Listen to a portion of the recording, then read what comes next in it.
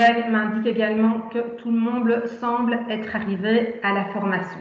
Je vais donc poursuivre l'exposé. Donc, la petite recommandation pour les personnes qui étaient absentes il y a quelques minutes, on éteint bien son micro et les questions seront donc à inscrire par écrit et nous y répondrons au fur et à mesure ou à l'issue de l'exposé également par écrit principalement, sauf spécificité de votre entreprise. À la fin de l'exposé, vous recevrez un document, un espèce de petit carnet, checklist, qui va vous donner toutes les précisions par écrit de ce qu'il faut préparer en vue de l'organisation des élections du jour Y et comment vous allez pouvoir en pratique procéder au dépouillement et à la réalisation du scrutin. Évidemment, tout ça est exposé ici par mes soins et vous aurez évidemment, à mon avis, à l'issue de ce webinaire, une vue très pratique de ce que vous allez devoir faire en vue de la préparation du jour Y et en vue du dépouillement.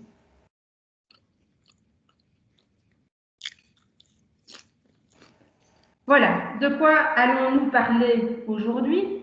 Nous allons donc préparer ce fameux jour Y. Donc, nous allons préparer les différentes étapes à réaliser pour l'installation du bureau électoral.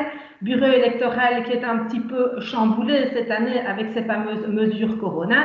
Bien, vous en doutez, cette année, il faudra prévoir suffisamment de distanciation dans le bureau, entre les différents membres du bureau, entre les différents travailleurs votants. Il faudra prévoir des masques à disposition éventuellement pour le travailleur qui l'aurait oublié à la maison. Il faudra prévoir du gel, etc. Ensuite, nous allons examiner comment finalement sont réparties les tâches entre les différents membres du bureau électoral. Nous avons composé un bureau de vote à X plus 60 qui a été affiché à l'attention de vos électeurs. Nous avons donc désigné un président, son suppléant, un secrétaire, son suppléant et 4 assesseurs. Eh bien, nous allons un petit peu expliquer aujourd'hui qui fait quoi dans le bureau électoral. Quelle est la tâche? Quelles sont les responsabilités de chacun? Ensuite, nous allons examiner comment fonctionne le scrutin, le vote. Et nous allons aborder également des questions qui sont plus d'ordre pratique. Qu'est-ce que je fais, moi, président du bureau de vote, si un travailleur vient et qu'il a oublié sa carte d'identité? Ensuite, nous allons examiner comment on va procéder à la clôture du scrutin.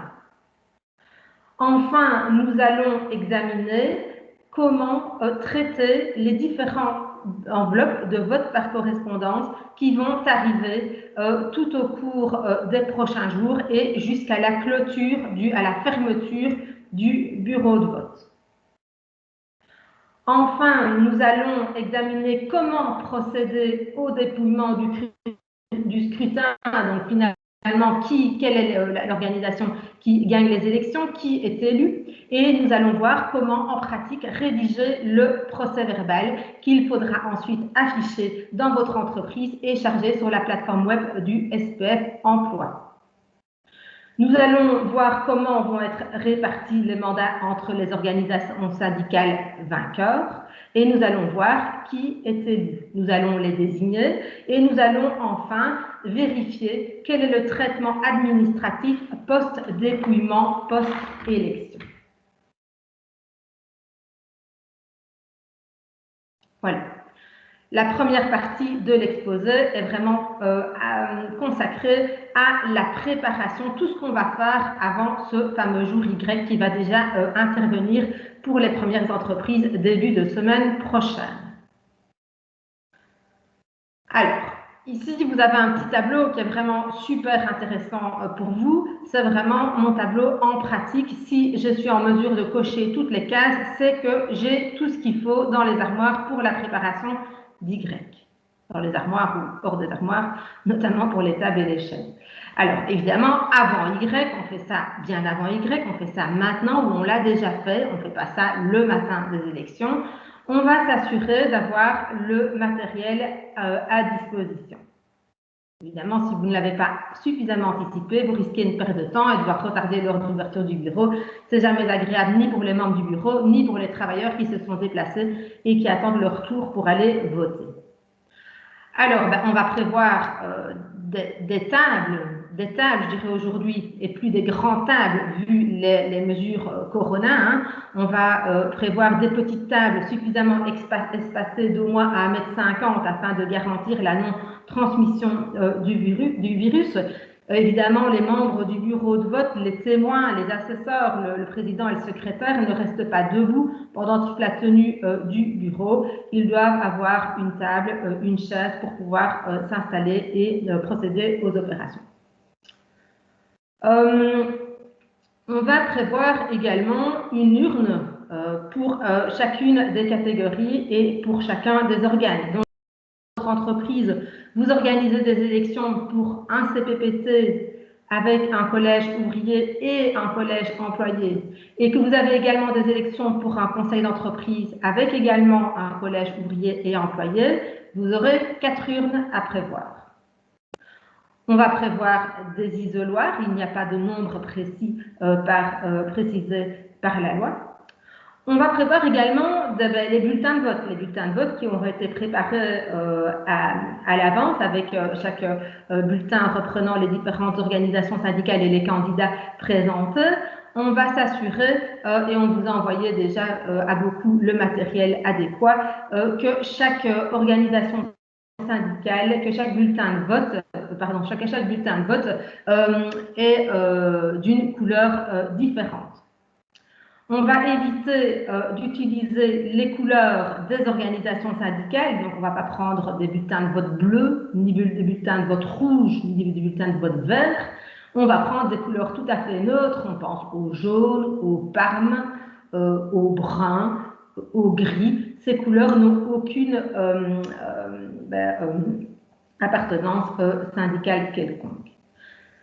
Pour que le travailleur puisse remettre le bon bulletin dans la bonne urne, on va prendre soin de soit teindre l'urne de la couleur du bulletin à y remettre, soit coller un bulletin dans l'urne qui doit les contenir. Tout ça pour éviter les erreurs, pour éviter qu'au moment où le travailleur remet son bulletin de vote dans l'urne, pour éviter qu'il ne se trompe et qu'il le remette dans une mauvaise urne.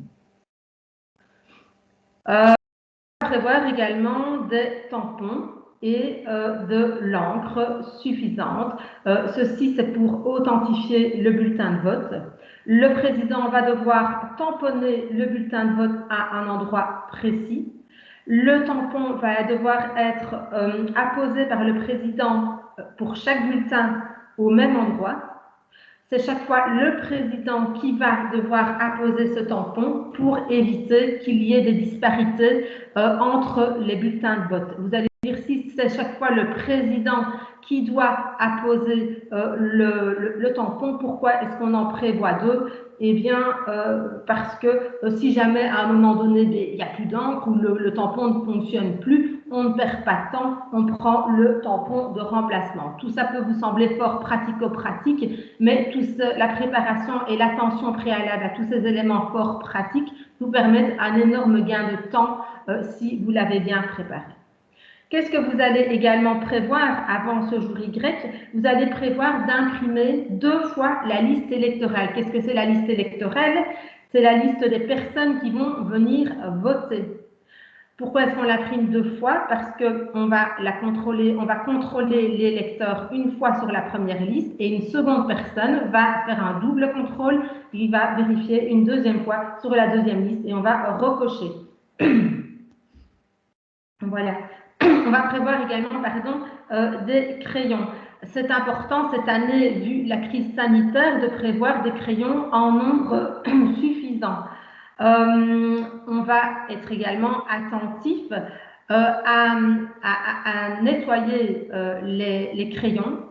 On va également les désinfecter pour qu'ils soient totalement safe par rapport aux mesures sanitaires. On va également imprimer préalablement un nombre suffisant de PV vierges. ça va aider le travail du bureau de vote au terme des votes. On va le remplir au fur et à mesure des opérations et donc notamment de l'arrivée des membres du bureau dans le bureau de vote. Si on est attentif à bien remplir le procès-verbal au fur et à mesure des opérations, on risque moins des erreurs ou des oublis dans le cadre des différentes étapes à respecter à l'occasion du dépouillement et des opérations électorales. Voilà. Vous devez également prévoir des grandes enveloppes qui vont vous permettre de stocker et de sceller les bulletins de vote. Une fois les opérations terminées, même si le résultat est validé par les organisations syndicales, vous savez qu'il existe encore un délai pour l'introduction d'éventuels recours devant les juridictions du travail. Ce recours qui peut être introduit non seulement par les organisations syndicales, mais par n'importe quel candidat ou même travailleur intéressé. Donc, on va devoir garder tout le matériel du vote dans des grandes enveloppes qui vont devoir être scellées pour éviter qu'on ne puisse les ouvrir et modifier leur contenu. On va mettre les bulletins, les listes électorales dans des grandes enveloppes, on va poser du scotch dessus et chacun des membres du bureau va signer en travers pour que les documents soient bien conservés et bien scellés. Et puis, on va aussi prévoir du matériel de bureau quelconque, genre calculatrice, stylo, papier, ceci pour le comptage des bulletins de vote. Voilà pour une petite checklist du matériel du jour Y. Voilà. On va arriver à différents conseils qui sont liés plus véritablement à l'élection sociale dans le cadre de la crise Corona. Vous avez ici une seconde petite checklist. C'est une petite checklist qui va, si vous la respectez bien, vous permettre de vous assurer que vous respectez toutes les mesures de prévention sanitaire dans le cadre de la crise Corona. La plupart a déjà été abordée. On aménage son bureau de vote selon le plan convenu, vous allez le voir juste après. On va nettoyer suffisamment et désinfecter le bureau de vote. On prévoit de l'alcool désinfectant. On prévoit suffisamment de crayons et suffisamment de nettoyage des crayons, etc. etc. Tout ceci, c'est évidemment une suggestion, ça n'a pas de caractère obligatoire. Et donc, mais bon, voilà, ce sont vraiment des bonnes mesures à respecter et vous pouvez vous dire que si vous respectez bien ces mesures, ces conseils, votre bureau de vote sera safe en termes de respect des mesures Corona.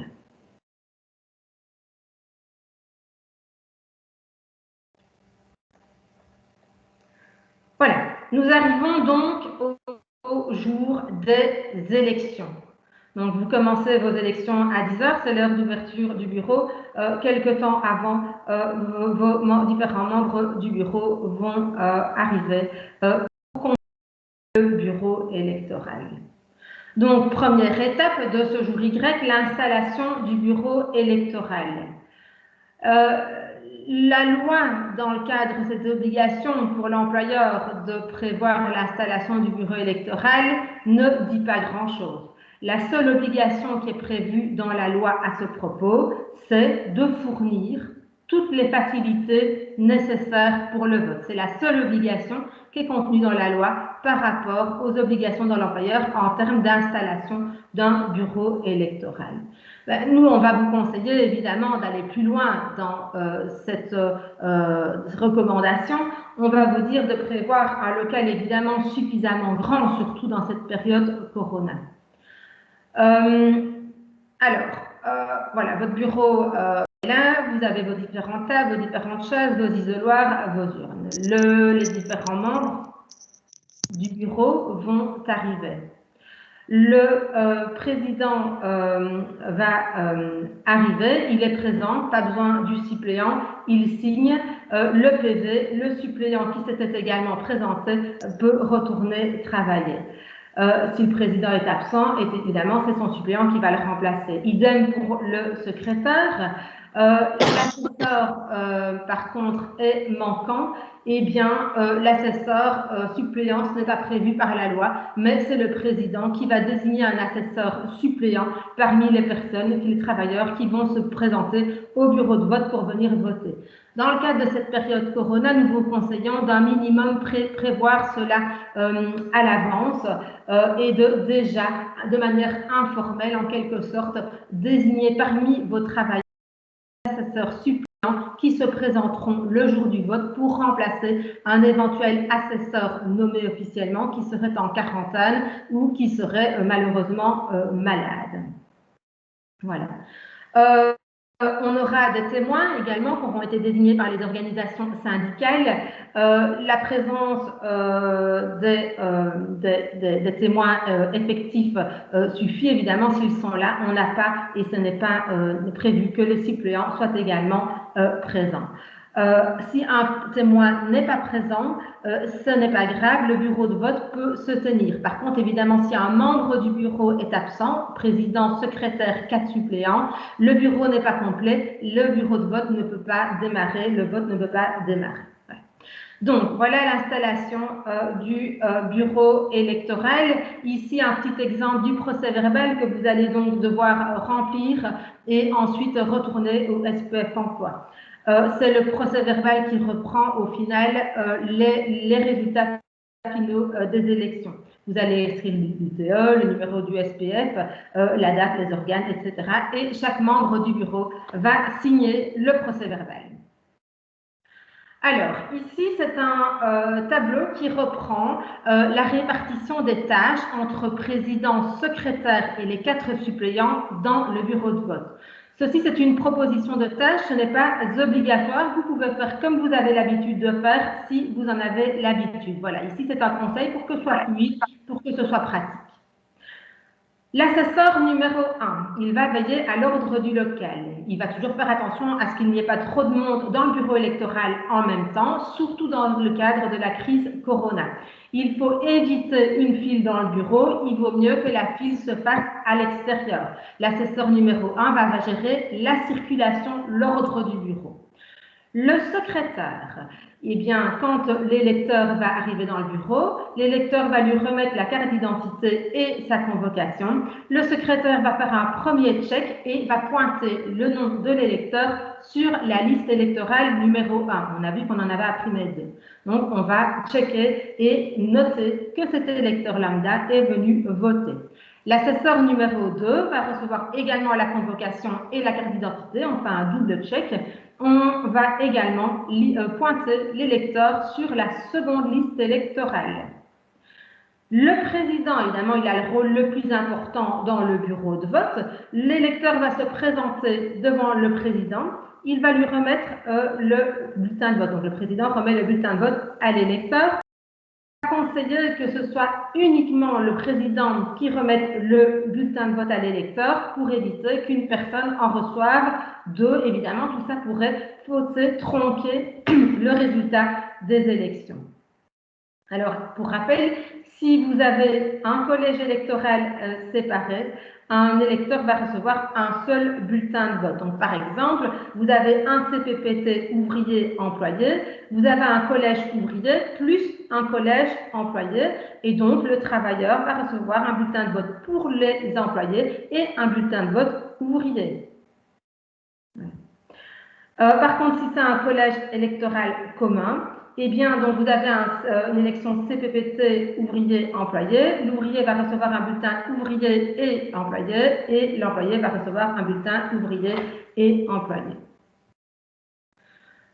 Alors, une question qui est souvent posée, on n'a pas eu de candidat qui s'est présenté pour les employés, mais seulement pour les ouvriers. L'employé va quand même être convoqué pour voter pour les ouvriers et l'ouvrier pour les ouvriers, même s'il n'y a pas de candidat qui s'est présenté pour les employés. C'est une petite précision d'ordre organisationnel des élections. L'assesseur numéro 3. L'assesseur numéro 3, il reçoit les cartes d'identité et il va la rendre à l'électeur après le vote.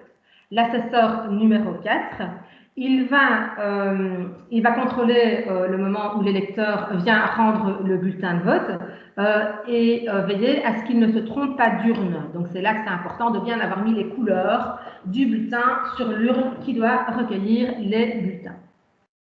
Il va également, l'assesseur numéro 4, veiller à ce qu'il y ait toujours un isoloir de livres et il va aussi vérifier à ce qu'il y ait des crayons désinfectés et taillés en suffisance. Voilà pour le rôle de chacun au sein du bureau électoral. Alors, le bureau de vote est composé, tout le monde est là, chacun a son rôle, chacun a bien conscience de son rôle. Qu'est-ce qu'on fait ensuite avant que les électeurs, les premiers électeurs arrivent, avant qu'on ouvre le bureau de vote? On va contrôler les urnes. Donc, on va les ouvrir, on va bien vérifier qu'il n'y ait pas de bulletin de vote dans les urnes. Si vous avez fait du vote par correspondance, bien, les votes par correspondance peuvent arriver 2 jours après que le travailleur l'ait renvoyé et ça va arriver jusqu'au moment de la fermeture du bulletin de vote. Donc peut-être que vous avez déjà reçu, ça certainement, vous avez déjà reçu des enveloppes de vote par correspondance avant même que vous ouvriez le bureau pour que les travailleurs viennent voter en présentiel. Attention, ces bulletins de vote que vous allez recevoir par correspondance, vous ne devez surtout pas les glisser dans les urnes avant le début du vote physique. Pourquoi? Parce que tous les travailleurs qui ont reçu un bulletin de vote pour voter par correspondance, ils peuvent venir voter physiquement. Et s'ils viennent voter physiquement et non pas par correspondance, ou bien qu'ils ont fait les 2 opérations, c'est uniquement le vote physique qui va compter. Ok? Donc, voilà. On va donc on va bien ouvrir les urnes, on va vérifier qu'il n'y a rien dedans, puis après on la referme, on la scelle. Ensuite, on va contrôler les bulletins de vote qui ont été préparés. Les témoins peuvent aller vérifier si le bulletin est bien conforme à la liste des candidats émise, si le bulletin correspond bien au modèle qui est prévu par la loi. On va aussi compter les bulletins de vote qui sont présents dans le bureau électoral et on va noter le nombre de bulletins de vote. On va également ensuite noter, une fois qu'on les aura comptés et qu'on pourra s'en servir, le nombre de bulletins de vote par correspondance. Donc ça, on rajoutera après, pas du tout, surtout pas avant le début des opérations de vote physique. Le président va donc préparer les bulletins de vote à remettre aux premiers électeurs. Le président donc plie le bulletin en 4 à angle droit, d'une certaine manière toujours identique. On conseille de d'abord replier vers le haut et ensuite replier vers la gauche ou vers la droite et ensuite, une fois que c'est plié en 4, d'apposer le cachet.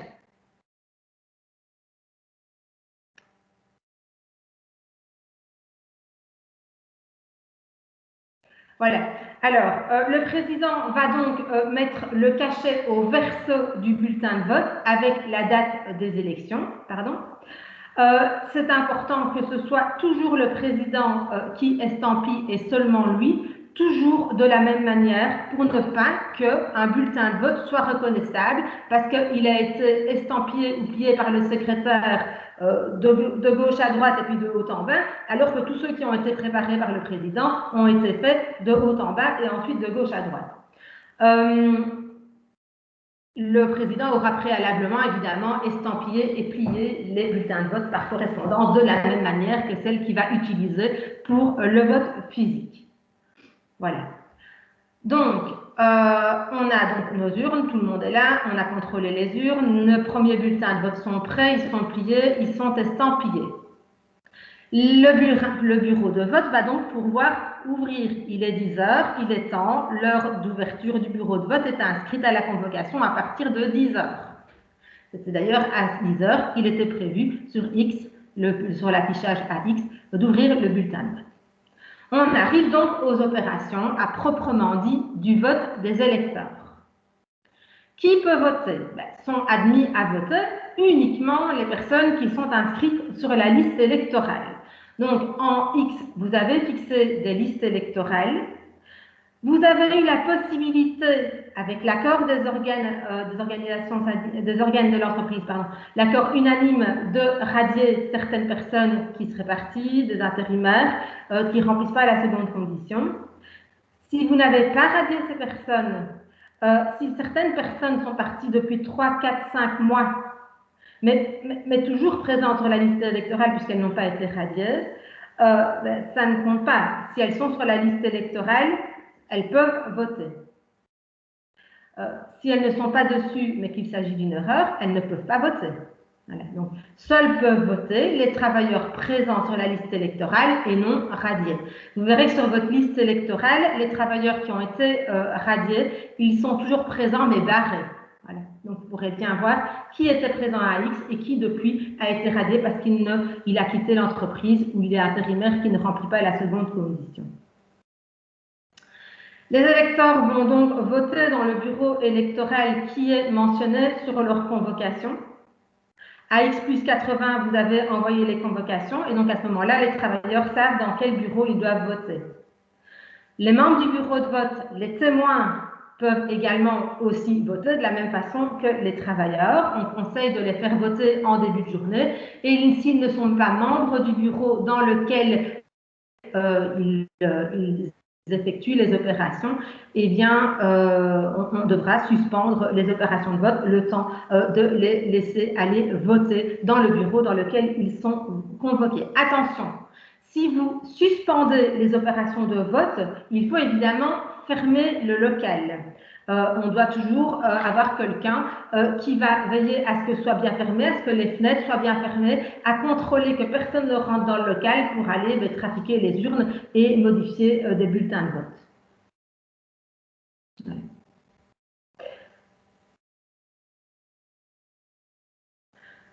Sur le slide suivant, vous avez un petit plan du bureau électoral qui est safe par rapport aux mesures Covid et qui vous montre un petit peu comment ça se passe. Vous avez en numéro 4, donc vous devez voir ma petite flèche, c'est l'isoloir. Il n'y a pas dans la loi, je vous l'ai dit, de nombre minimum ou maximum d'isoloirs à prévoir. Il faut par contre évidemment donner les facilités nécessaires aux électeurs, plus ils sont, plus il y a d'isoloirs à prévoir, d'autant plus avec les mesures Covid. Le 5, c'est votre petite urne qui sera placée sur une petite table et on a un sens de circulation qui est prévu et qui est, il nous semble bien conforme dans le respect des mesures Corona. Donc on arrive, on remet sa carte d'identité, sa convocation, avec un double check, etc. On va voter, on remet son enveloppe dans l'urne, enfin son bulletin de vote dans l'urne, et puis on s'en va. Voilà. Vous voyez les deux petites tables qui sont espacées chacune d'1,50 m, pas beaucoup plus parce qu'il faut quand même que ces deux personnes qui soient à l'entrée du bureau de vote puissent un minimum communiquer. Voilà. Alors, ici, nous reprenons différents problèmes qui pourraient se présenter lors de la tenue de vos élections. Voilà, donc vous pouvez prévoir un maximum les difficultés qui pourraient surgir et vous saurez comment les appréhender. Alors, un problème qui peut se prévoir lorsque vous avez combiné du vote électronique et du vote par correspondance, c'est qu'il n'y a vraiment pas beaucoup de travailleurs qui sont prévus par le vote correspondance. Ça peut être un problème, parce que si vous avez seulement un ou deux votants par correspondance et que tout le reste des travailleurs votent électroniquement, le risque c'est que le secret du vote ne soit pas garanti. On pourra évidemment facilement identifier les bulletins des travailleurs qui auront voté par correspondance, puisqu'il n'y aura que 2 bulletins dans les urnes, et donc on saura évidemment s'il n'y a que 2 urnes qui contiennent des bulletins, pour qui et pourquoi ils ont voté.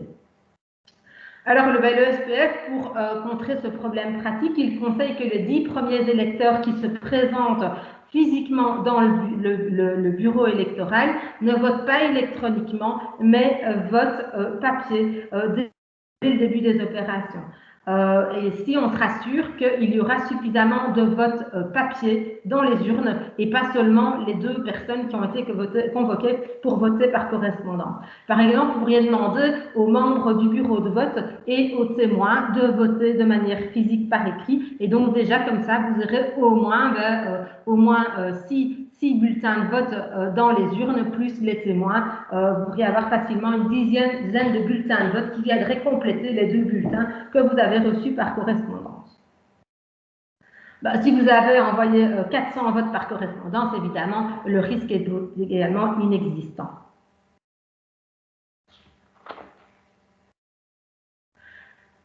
Alors, si, je l'ai dit, si le travailleur n'est pas inscrit sur la liste électorale, il ne peut pas voter. Notamment, les membres de direction ne peuvent pas voter, eux. Le travailleur est inscrit sur la liste électorale, mais ne remplit plus les conditions. Il n'a pas été radié parce qu'il n'y a pas eu d'accord ou parce qu'on n'a pas fait cette opération. Il peut voter. Alors, le travailleur a oublié sa carte d'identité ou sa convocation. La carte d'identité, c'est le document le plus important. S'il a oublié sa carte d'identité, c'est un réel problème. Sauf si tout le monde est d'accord et que tout le monde reconnaît bien Monsieur Durand comme étant bien Monsieur Durand qui est prévu sur la liste électorale. Alors, si on a bien reconnu que c'était bien Monsieur Pierre Durand, alors Pierre Durand pourra venir voter. Si un membre du bureau s'oppose parce qu'il a l'impression que les travailleurs ne sont pas reconnaissables ou que Pierre Durand est justement le jumeau de Paul Durand et qu'on ne sait pas identifier qui de Pierre et Paul est la personne votante, eh bien, on pourrait s'opposer au vote. En tout état de cause, c'est le président qui a le dernier mot. En tout cas, on va conseiller à ce travailleur d'aller rechercher sa carte d'identité pour éviter toute difficulté ou d'éventuellement présenter son permis de conduire ou tout autre document, par exemple le badge de l'entreprise qui contient sa photo pour le permettre de l'identifier. Un autre souci, il y a une déchirure ou une tache sur le bulletin. Eh bien, dans ce cas-là, le travailleur, s'il a fait une tâche en se déplaçant du moment où il a reçu son bulletin de vote jusqu'à l'isoloir, il pourrait demander à recevoir un nouveau bulletin. Alors, le président va reprendre le bulletin et ce bulletin sera comptabilisé et conservé dans ce qu'on appelle les bulletins repris. On abordera la notion après. Et le travailleur donc va remettre son bulletin, le bulletin sera repris, il en recevra un nouveau vierge pour faire son vote. Est-ce qu'un travailleur peut voter par procuration? Non, c'est totalement interdit dans le cadre des élections sociales. On ne peut pas voter par procuration. Un travailleur a changé de statut ouvrier vers employé entre l'établissement de la liste électorale à X et le jour des élections. S'il est bien sur la liste, il peut venir voter. Un travailleur a des difficultés physiques, des difficultés à lire, il a besoin de l'assistance de quelqu'un pour aller voter. Notre conseil, c'est de dire c'est seulement le président et pas un autre membre du bureau de vote qui va aller aider le travailleur concrètement à voter. Donc le travailleur, concrètement, il peut tout à fait se faire aider s'il rencontre des difficultés pour rentrer dans le bureau, pour se déplacer, etc. Donc, qu'est-ce qui se passe en pratique dans ce cas-là? Bien, on va faire rentrer cette personne qui a besoin d'une assistance spécifique dans le bureau électoral. On va faire sortir les autres travailleurs du bureau si certains travailleurs étaient présents dans le bureau. Le président va accompagner la personne dans l'isoloir avec le bulletin de vote. Le président va aider la personne à voter et ensuite à remettre son bulletin dans l'urne adéquate.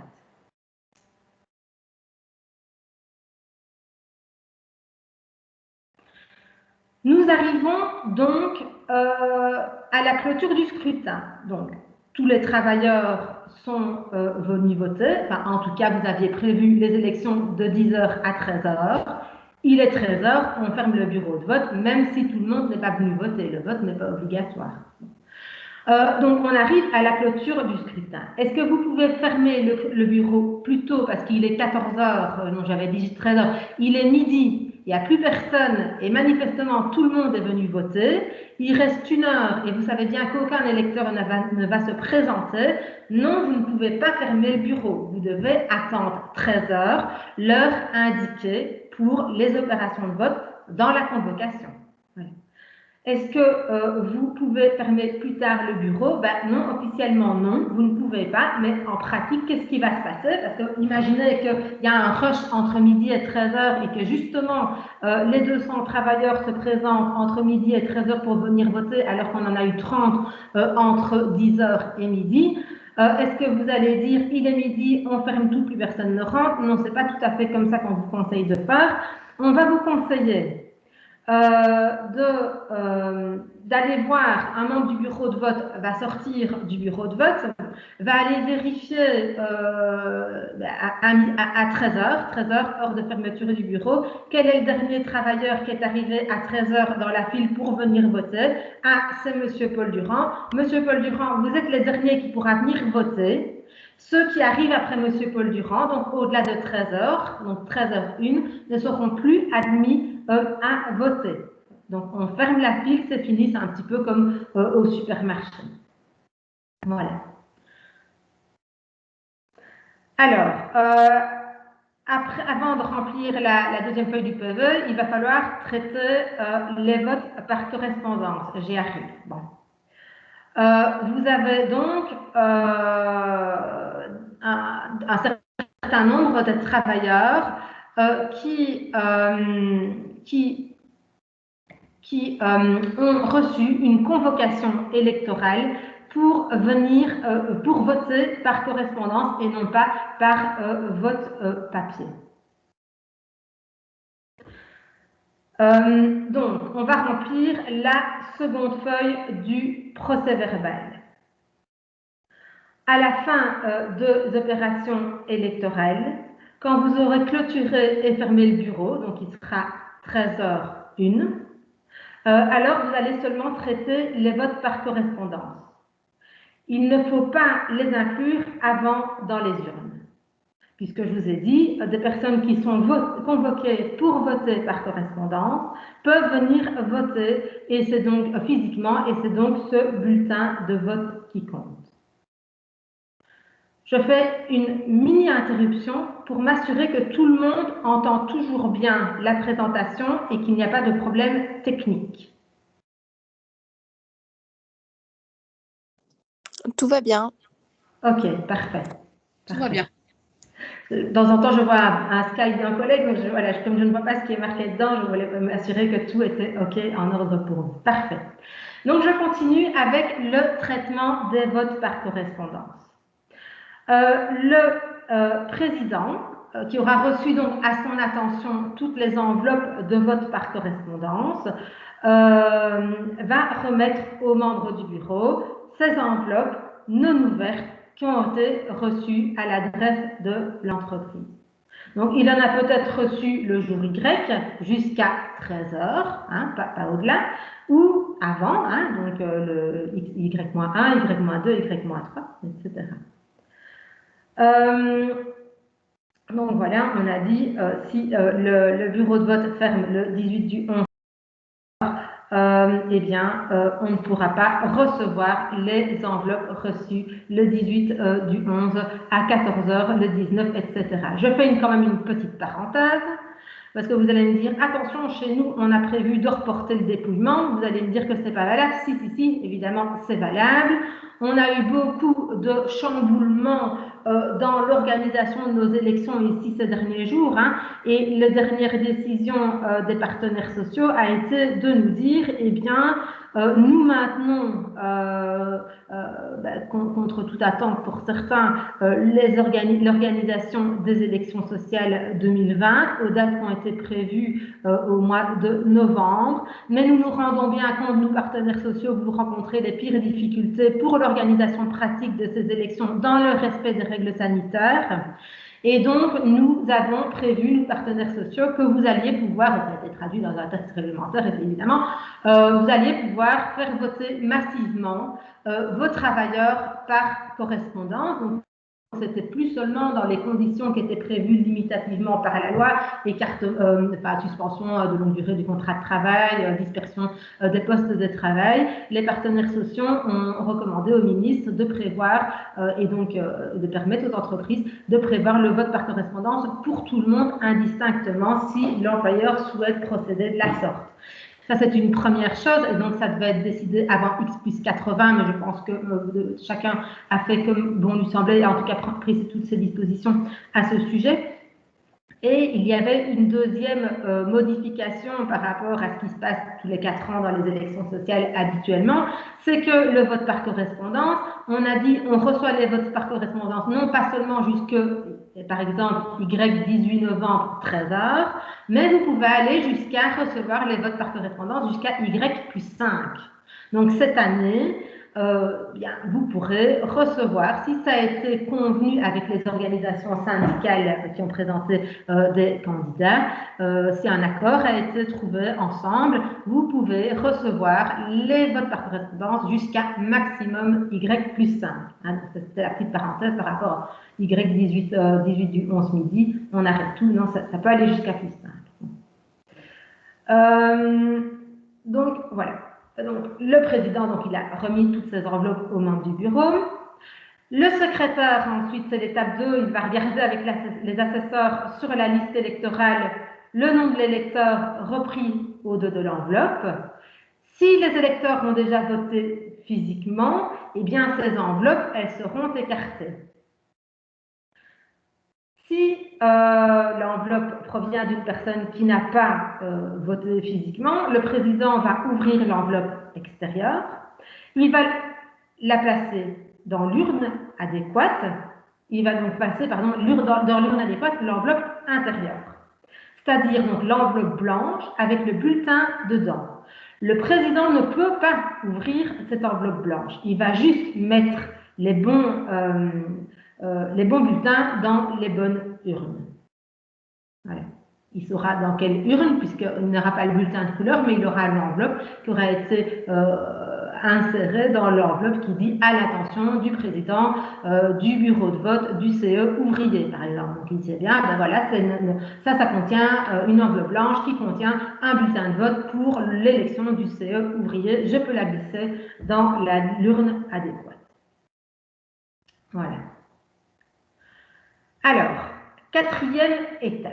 Dans ces votes par correspondance, il y a des bulletins qui ne seront pas valables. On dira qu'ils sont nuls. Alors, quels sont ces bulletins qu'on va considérer comme nuls? Bien, d'abord, tous les bulletins qu'on aura reçus après la fermeture du bureau ou jusque après le Y plus 2, plus 3, plus 4, plus 5 qui aura été convenu avec les organisations syndicales. Seront également considérés comme nuls des bulletins qui sont arrivés sans la signature de l'électeur au dos de l'enveloppe. Seront également considérés comme nuls les bulletins envoyés par un électeur qui a déjà voté physiquement au bureau électoral. On l'a dit plusieurs fois. C'est le vote physique qui compte. Donc ces bulletins-là, ils sont nuls. Le président va ouvrir, attention, c'est bien important, l'enveloppe extérieure bien en présence du bureau électoral. Les bulletins nuls, on va les conserver et on les conservera également dans une grande enveloppe qu'on va sceller pour si par la suite il y avait un recours et qu'il fallait aller vérifier les documents. Voilà. Alors, l'étape suivante, c'est dans vos opérations, c'est le dépouillement à proprement dit du scrutin. Donc, on a remis les bulletins correspondance dans les urnes. Donc, ces urnes contiennent tous les bulletins de vote, vote physique, vote par correspondance. Le président va ouvrir l'urne. Il va alors sortir de cette urne les enveloppes qui contiennent les bulletins de vote par correspondance. Donc, vous avez toujours des enveloppes blanches qui contiennent les bulletins de vote par correspondance. Il va remettre alors les bulletins pliés dans l'urne et remélanger l'urne. Donc, il ouvre son urne, il enlève les enveloppes avec les bulletins, il sort les bulletins, il remet les bulletins et il mélange l'urne. Si vous avez plusieurs urnes, vous avez 4 urnes, CE, CPVT, ouvrier, employé, on conseille d'ouvrir d'abord les 4 urnes avant de commencer le dépouillement, pour voir s'il n'y avait pas des bulletins, par exemple des bulletins Parme, dans l'urne qui devait seulement contenir les bulletins orange. C'est pour ça que c'est important aussi de mettre des couleurs bien distinctes, parce que directement, on verra bien qu'il y a un bulletin qui n'a rien à faire là. Voilà. Et donc, si jamais il y avait un bulletin orange qui était dans l'enveloppe qui devait contenir les bulletins Parme, si tout le monde est d'accord, y compris les témoins, alors on pourra remettre le bulletin orange dans la urne qui doit contenir les bulletins orange et remettre le bulletin Parme dans l'urne qui doit contenir les bulletins Parme. Ensuite, le président va vider l'urne. Il aura donc mélangé les bulletins de vote correspondance avec les bulletins de vote physique et il va compter les bulletins de vote. C'est là que vous allez prendre la page 2 du PV et c'est là que vous allez la remplir pour préciser le nombre de bulletins de vote trouvés dans l'urne. Voilà. Donc on prend la page 2 du PV, vous allez voir, il y a un exemple juste après, et on va noter le nombre de bulletins reçus. C'est quoi le nombre de bulletins reçus? C'est le nombre de bulletins de vote que vous avez au début du scrutin dans le bureau de vote, donc y compris les non utilisés. Donc, par exemple, vous avez imprimé 300 bulletins, vous avez 250 votants, vous en aviez imprimé un petit peu plus pour on ne sait jamais s'il y avait des bulletins repris, ils étaient tachés, ils étaient déchirés, etc. Enfin, en tout cas, vous avez pris toutes vos dispositions pour avoir tout ce qu'il faut dans votre bureau de vote. Et donc, vous aviez 300 bulletins, plus 100 bulletins de vote envoyés par correspondance. Donc, vous avez au départ 400 bulletins. Ensuite, vous allez regarder les deux listes électorales cochées. Donc, vous aviez vos deux listes avec chacun qui vérifiait, chacun avait son rôle, un double check. Et vous allez comparer vos listes électorales et vous allez préciser le nombre d'électeurs qui a pris part au vote. Si vous avez une différence entre vos deux listes électorales, donc il y a par exemple 213 travailleurs qui ont été cochés sur la liste 1 et 214 sur la liste 2, on va dire que c'est la liste la plus complète qui est la plus valable. Ensuite, on va noter aussi le nombre de bulletins de vote repris, donc ceux pour lesquels le travailleur vous ont dit « mince, j'ai fait une rature, j'ai légèrement déchiré mon bulletin, j'ai pas fait exprès, est-ce que je peux changer, avoir un nouveau bulletin ?» Ok, il rend son bulletin au président qui va lui remettre un nouveau bulletin. Voilà. Et donc, ce bulletin qui est repris par le président parce qu'il a été taché, déchiré ou quoi que ce soit, ça va s'appeler un bulletin repris et c'est là que vous allez inscrire le nombre de bulletins qui ont été repris. Ces bulletins repris, on les conserve, on a dit, et on les met dans une enveloppe scellée. Vous pouvez mettre de côté ces bulletins repris et les bulletins non utilisés. Vous pouvez mettre tout ça de côté. Une fois que vous avez noté le nombre et que vous avez mis dans l'enveloppe, vous n'en avez plus besoin.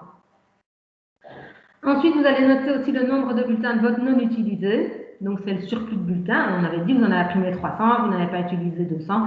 Vous en avez utilisé que 200, ben les 100 en plus, c'est les non utilisés. Et vous allez encore ajouter à ça les bulletins qui n'auraient pas été renvoyés dans les délais et les bulletins non valables des votes par correspondance. Voilà. Donc ça, c'est la page 2 de votre PV. Bulletins reçus, le nombre d'électeurs qui ont voté, le nombre de bulletins repris, le nombre de bulletins non utilisés. Donc ici, vous avez un petit exemple. Au départ, vous avez 82 électeurs potentiels. Vous avez envoyé 10 bulletins, vous avez envoyé en tout cas à 10 travailleurs la possibilité de voter par correspondance. Il y a eu 10 bulletins. Vous avez remis dans le bureau de vote, vous en avez imprimé 80. Donc vous en avez 90, les 10 par correspondance. Les 10 et les 80 imprimés. Vous avez, qui ont participé physiquement au vote, 60 travailleurs. Vous avez 2 travailleurs qui ont fait une tâche sur leur bulletin, qui l'ont rendu au président et qui ont demandé un nouveau bulletin. Vous avez 8 travailleurs qui ont renvoyé leur enveloppe par correspondance. Il y en a 2 sur les 8 qui sont arrivés après la fermeture du bureau et une dont la signature de l'électeur est manquante sur la couverture. Ces 3 bulletins, celui qui est arrivé trop tard et celui dont la signature est manquante, ils sont nuls sur les 8 par correspondance. Voilà, donc tout ça, ce sera précisé sur le procès-verbal. Vous voyez, nombre de bulletins reçus, 90 plus, c'est 80 plus 10, 60 électeurs qui ont participé au vote physiquement et 5 par correspondance, 8 moins 3 nuls. Le nombre de bulletins repris 2, le nombre de bulletins non employés 23, il y en avait 18 qui étaient imprimés en trop, 3 votes par correspondance nuls et 2 bulletins supplémentaires. Le nombre de votes par correspondance, vous notez bien que vous en avez reçu 8 et que 2 sont arrivés après la fermeture du bureau et que 1 ne contenait pas la signature de l'électeur et donc ils sont nuls ces 3-là. Voilà. Alors, on a noté donc tout, on a fait tous les comptes, on a vidé les urnes, on a compté les bulletins, on a bien vérifié le nombre d'électeurs, etc., etc. Vous allez donc maintenant devoir regarder un petit peu ce qu'il y a sur ces bulletins. Donc, pour ça, on va, donc c'est le président qui, avec les assesseurs, va déplier les bulletins et les classer par catégorie. On va faire 4 tas. On va faire les bulletins valables, les bulletins nuls, les bulletins blancs et les bulletins suspects. Ouais. Ça, c'est les 4 catégories. Vous aurez 4 tas sur 4 tables séparées ou de manière suffisamment espacée pour ne pas mélanger les catégories. Alors, d'abord, les bulletins valables. On peut, pour faire un vote valable, on peut, par exemple, voter en tête de liste. C'est comme aux élections communales ou provinciales. C'est la notion de bulletin de liste complet. C'est un vote en tête de liste. C'est comme ça qu'on l'appelle dans le cadre des élections sociales. Un travailleur peut également combiner le vote tête de liste et un vote nominatif pour la même liste. C'est les voix de préférence, si vous voulez, dans les élections classiques. C'est donc considéré comme un vote valable, mais comme un bulletin tête de liste. Alors, si un travailleur fait, cette fois, plusieurs votes nominatifs sur le même bulletin, on va avoir 2 situations à distinguer. Si le travailleur a coché un nombre égal ou inférieur de votes nominatifs par rapport au nombre de mandats effectifs à pourvoir, on va considérer ce vote comme un bulletin de liste incomplet, c'est un vote valable. Si par contre le travailleur a fait plusieurs votes nominatifs, mais il y a un nombre plus grand de votes nominatifs que de mandats effectifs à pourvoir. Par exemple, il y avait 4 mandats effectifs ouvriers au conseil d'entreprise et le travailleur a mis 5 voix de préférence. Ce sera considéré quand même comme un bulletin valable, mais ce sera considéré comme un vote tête de liste. Donc, on revient à la première situation. Voilà, vous voyez, ça ce sont des bulletins tels qu'ils pourraient se présenter. Ici, vous avez un travailleur qui a noirci, rougi, on a un crayon rouge, la case tout en haut de la seconde liste. C'est un vote tête de liste, c'est un vote valable. Voilà. Ici, vous avez 4 mandats effectifs. C'est ce que je vous expliquais. Par exemple, au conseil d'entreprise, pour le vote des ouvriers, le travailleur a mis 5 votes nominatifs, donc 5 voix de préférence. C'est un vote valable, mais on va considérer, on va le requalifier, si vous voulez, en vote tête de liste.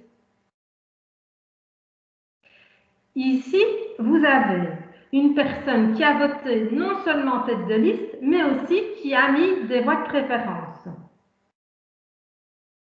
On va considérer, on va le requalifier en vote tête de liste. Voilà. Ici, vous avez 4 mandats effectifs à pourvoir. Et le travailleur a mis 4 voix de préférence. C'est tout à fait correct. On va considérer que ce sont des votes nominatifs.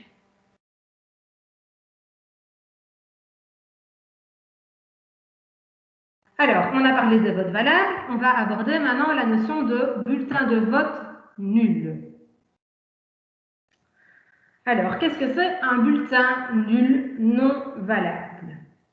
Ben, d'abord, ce sont des bulletins qui ne sont pas ceux qui ont été remis à l'électeur au moment du vote. Il est clair que si le travailleur vient à l'élection avec son propre modèle de bulletin, ou un modèle qui aurait été photocopié ou non cacheté ou autre, c'est pas bon, c'est un bulletin qui est nul. Est considéré également comme un bulletin nul des bulletins qui contiennent du panachage. Donc, le travailleur, il a voté non seulement pour son copain qui s'est présenté à la CC, mais aussi pour son copain qui s'est présenté à la GTB et pour un troisième ami qui, lui, s'est présenté à la CGSLB. Ça, c'est pas bon, c'est du panachage, c'est nul, on ne peut jamais voter pour plusieurs listes. Sont considérés également comme nuls des bulletins dont les formes ou les dimensions ont été altérées. Donc, par exemple, j'ai fait un petit dessin sur mon bulletin de vote pour me faire reconnaître, une petite croix, une petite étoile, un signe d'un club de foot. C'est pas bon. On pourrait reconnaître éventuellement les lecteurs et donc on va considérer ça comme un bulletin nul. Et puis il y a aussi des bulletins qui contiennent un objet quelconque. Le but de la CSC a été emballé dans le bulletin de vote, mais ce ne sera pas bon. Voilà. Regardez ici, vous avez un exemple de bulletin de vote pour lesquels on a voté pour les trois listes. C'est pas bon, c'est nul. Voilà. Donc ça, vous pouvez mettre de côté. Ce sera dans le tas des bulletins nuls. Alors, il y a une situation qui est un petit peu entre bulletin valable et bulletin nul. Pour cela, ce ne sera pas super clair de savoir est-ce que c'est valable, est-ce que c'est nul. On va les appeler les bulletins suspects. Ils sont un petit peu entre les deux. On ne sait pas vraiment si avec ça, il y a une petite tâche, est-ce qu'il a essayé de se faire reconnaître d'une certaine manière très diffuse ou pas, on hésite.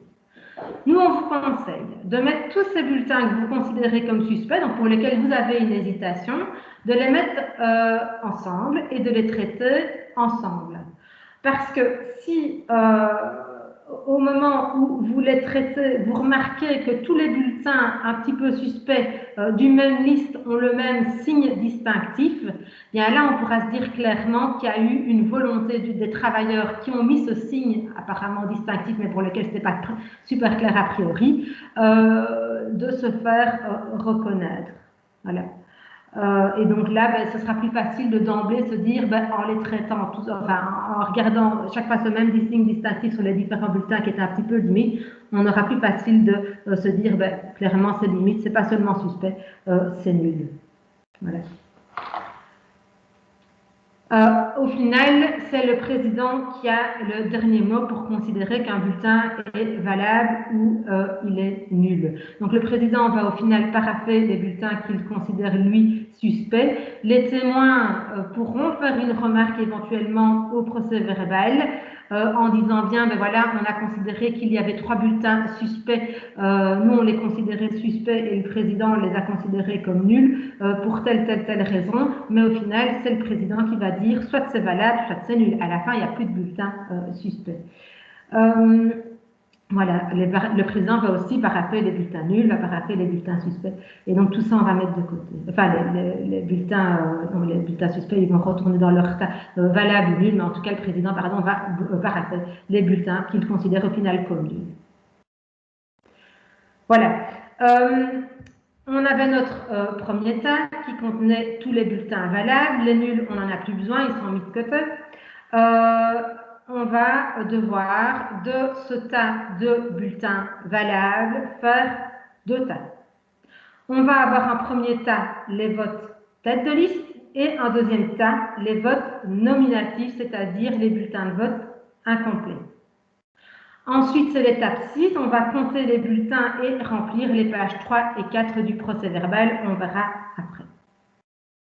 Une fois qu'on a réparti les bulletins de vote par syndicat, qu'on les a classés par catégorie, on doit les placer dans des enveloppes séparées. Cette opération, elle est importante, surtout pour ceux qui ont des sous-bureaux, des bureaux secondaires. C'est à ce moment-là que les missions du bureau secondaire s'arrêtent, puisque le dépouillement à proprement parler va être réalisé par le président du bureau principal. Donc, il faudra mettre tout ça dans des enveloppes, bien les sceller et remettre ces enveloppes scellées au président du bureau de vote principal qui, lui, se chargera du dépouillement.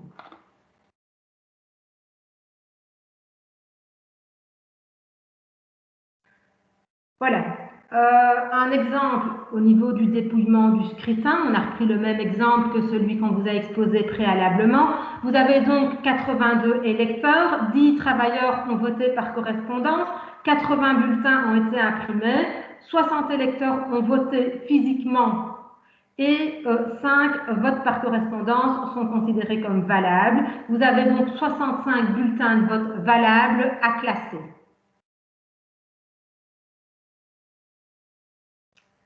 Voici donc un exemple du PV. Vous avez donc soit trouvé dans l'urne 65 bulletins, les 60 physiques et les 5 par correspondance. Vous aviez dans les urnes 5 bulletins blancs. Ce sont donc, c'est vrai qu'on n'a pas abordé la notion de bulletin blanc, ce sont tout simplement des bulletins qui ont été remis dans l'urne, mais rien n'est coché. Donc, il n'y a aucune personne, aucune organisation qui a été cochée par le travailleur. Et puis, on a les bulletins nuls, il y en a 3, et on a 57 bulletins valables qu'on va devoir trier avec le schéma qu'on reprend ci-après. Voilà, ce petit schéma, c'est simplement une aide, c'est la partie suivante du procès verbal. Vous allez renoter ici le nombre de bulletins de liste complets, donc les voix tête de liste, le nombre de bulletins de liste incomplets, donc les voix nominatives, le nom des candidats, le nombre de voix de préférence que chacun des candidats a reçu. Voilà, et donc maintenant, on va voir comment on va répartir les mandats entre les organisations et candidats.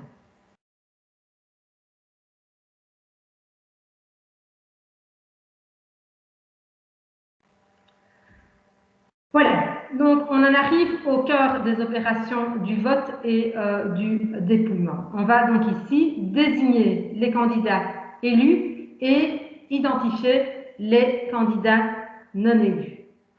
On va devoir réaliser toute une série d'étapes pour arriver à ce résultat. On va démarrer à l'étape numéro 1, c'est le recensement général des votes. Donc, on part du relevé des votes valables, la distribution des votes par liste et la distinction des votes de liste complets, c'est-à-dire les votes en tête de liste et des bulletins de liste incomplets, c'est-à-dire les votes nominatifs. L'étape 2, c'est donc déterminer le chiffre électoral de chaque liste. C'est quoi le chiffre électoral? C'est le total des bulletins de liste complets, donc les votes en tête de liste, plus les bulletins de liste incomplets. Donc ça, reçu par chaque liste. Donc, par exemple, on prend la liste de la CSE, elle a reçu 410 votes tête de liste et 340 bulletins exprimant un vote nominatif. 340 plus 410, 750, c'est le chiffre électoral. C'est ce chiffre qui va nous servir à plusieurs moments dans la répartition des votes et dans la désignation des candidats. On va y revenir. Alors, on va devoir ensuite, c'est super important, répartir les mandats entre les différentes listes. C'est évidemment le premier enjeu de ces élections sociales. Comment est-ce qu'on va procéder? Premièrement, on part du chiffre électoral, donc du total des bulletins tête de liste et nominatifs reçus par chaque liste.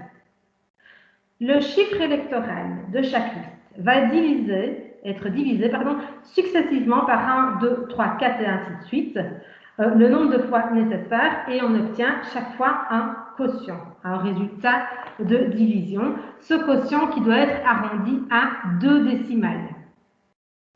C'est super important de l'arrondir un maximum de décimales parce qu'il pourrait y avoir des compétitions entre listes et donc c'est ces décimales qui vont nous permettre de faire un partage en cas d'égalité.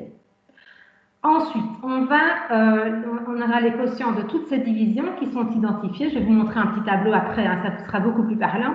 Et on va les classer par ordre de grandeur décroissant.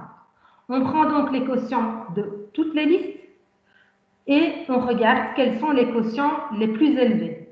Et on retient seulement les quotients utiles, c'est-à-dire ceux dont le nombre correspond au nombre de mandats effectifs à répartir entre les listes.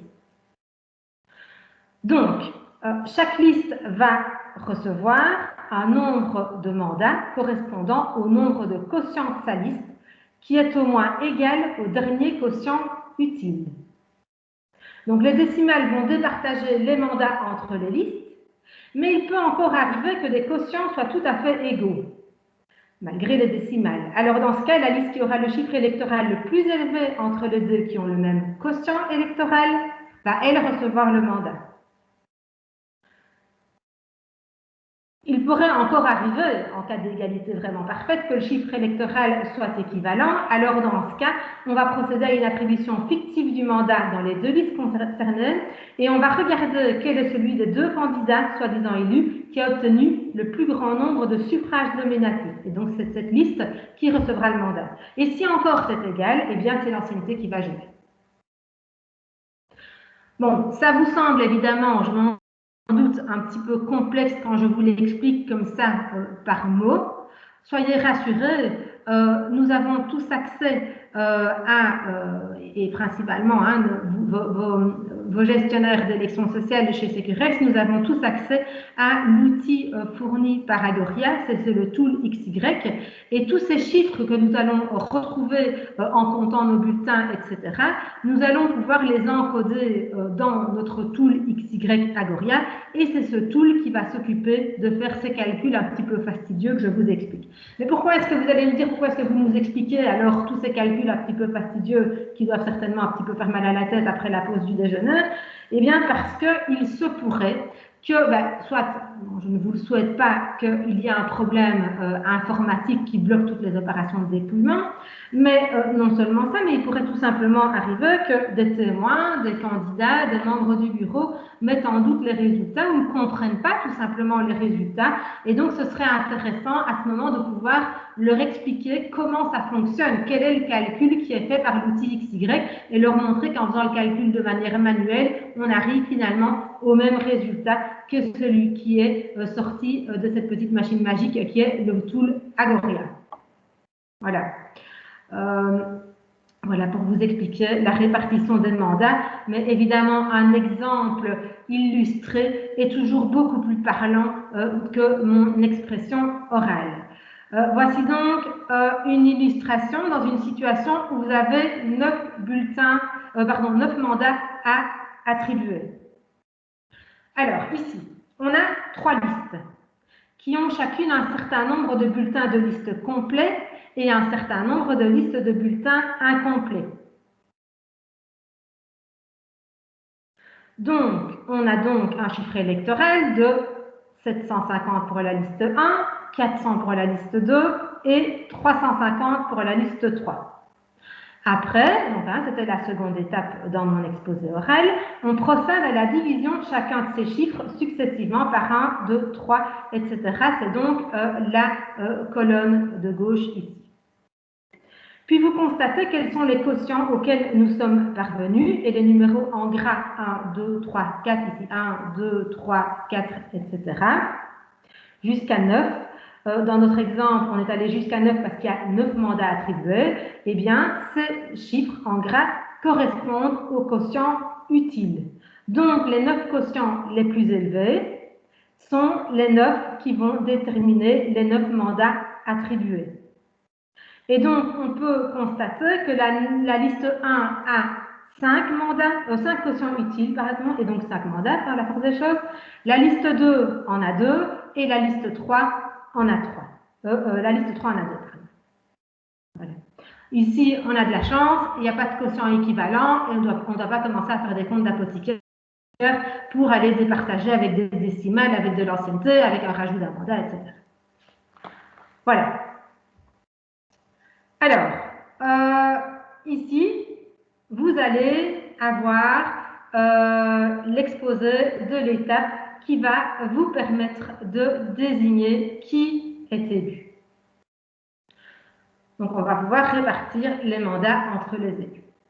Une fois qu'on sait combien de mandats chaque liste a obtenu, donc entre la liste 1, 2, 3, il faut évidemment déterminer quelles sont les personnes, parce que bon, ici on sait que c'est la CGSLB, la CSC, la FGTB qui a obtenu les mandats, mais il faut savoir qui, entre Paul Durand, Xavier Dupont, etc., qui va être l'élu de cette liste CSC, FGTB, etc. Une notion importante ici, pour savoir qui est élu, c'est la notion de chiffre d'éligibilité. Attention, ce n'est pas le chiffre électoral. Le chiffre d'éligibilité, c'est quoi? C'est donc le chiffre électoral de chaque liste qu'on va multiplier par le nombre de mandats obtenus par cette liste. Et alors, donc, le résultat de cette multiplication est divisé par le nombre de mandats à pouvoir plus 1. Donc, une petite formule, pas facile même, hein, qu'il faut retenir. Chiffre électoral fois nombre de mandats divisé par le nombre de mandats plus 1. Une fois qu'on a fait cette opération, on obtient donc ce fameux chiffre d'éligibilité. On va l'arrondir à l'unité, on n'utilise plus de décimales, et donc on fera inférieur ou supérieur en fonction de la décimale à laquelle on est arrivé.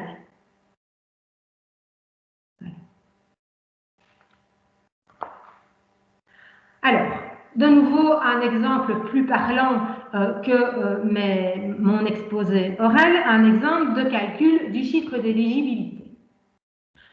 On a donc, de nouveau, les bulletins BLIS complets, les bulletins incomplets, et on retrouve nos chiffres de l'exemple utilisé jusqu'à présent. On a donc le chiffre électoral qu'on doit multiplier, on vous l'a dit, par le nombre de mandats obtenus, puisqu'on connaît le nombre de mandats obtenus, et donc on a donc un chiffre qui va représenter le chiffre électoral. Fois le nombre, et donc on va arriver, donc on va multiplier par le nombre de mandats, et on va arriver au résultat, donc au nombre de votes utiles, 3750, 800, 700. Ensuite, on divise ce 3750, 800, 700 par le nombre de mandats obtenus plus 1. C'est donc bien simplement la réalisation de cette formule, chiffre électoral fois nombre de mandats obtenus par la liste, divisé par le nombre de mandats à pouvoir plus 1, c'est donc le chiffre d'éligibilité. Donc on arrive à notre chiffre d'éligibilité. La liste 1, c'est 625, la liste 2, 267, puisqu'on l'arrondit, et la liste 3, 233. On va utiliser ces chiffres liste par liste. C'est vraiment un chiffre qui qui va vraiment servir à déterminer les candidats élus dans chaque liste, et chacun a vraiment son chiffre. Il ne faut pas mélanger les chiffres les uns avec les autres. Ça n'a pas d'incidence par rapport à... C'est parce qu'on a un chiffre plus important que ça va changer la désignation des candidats. Voilà.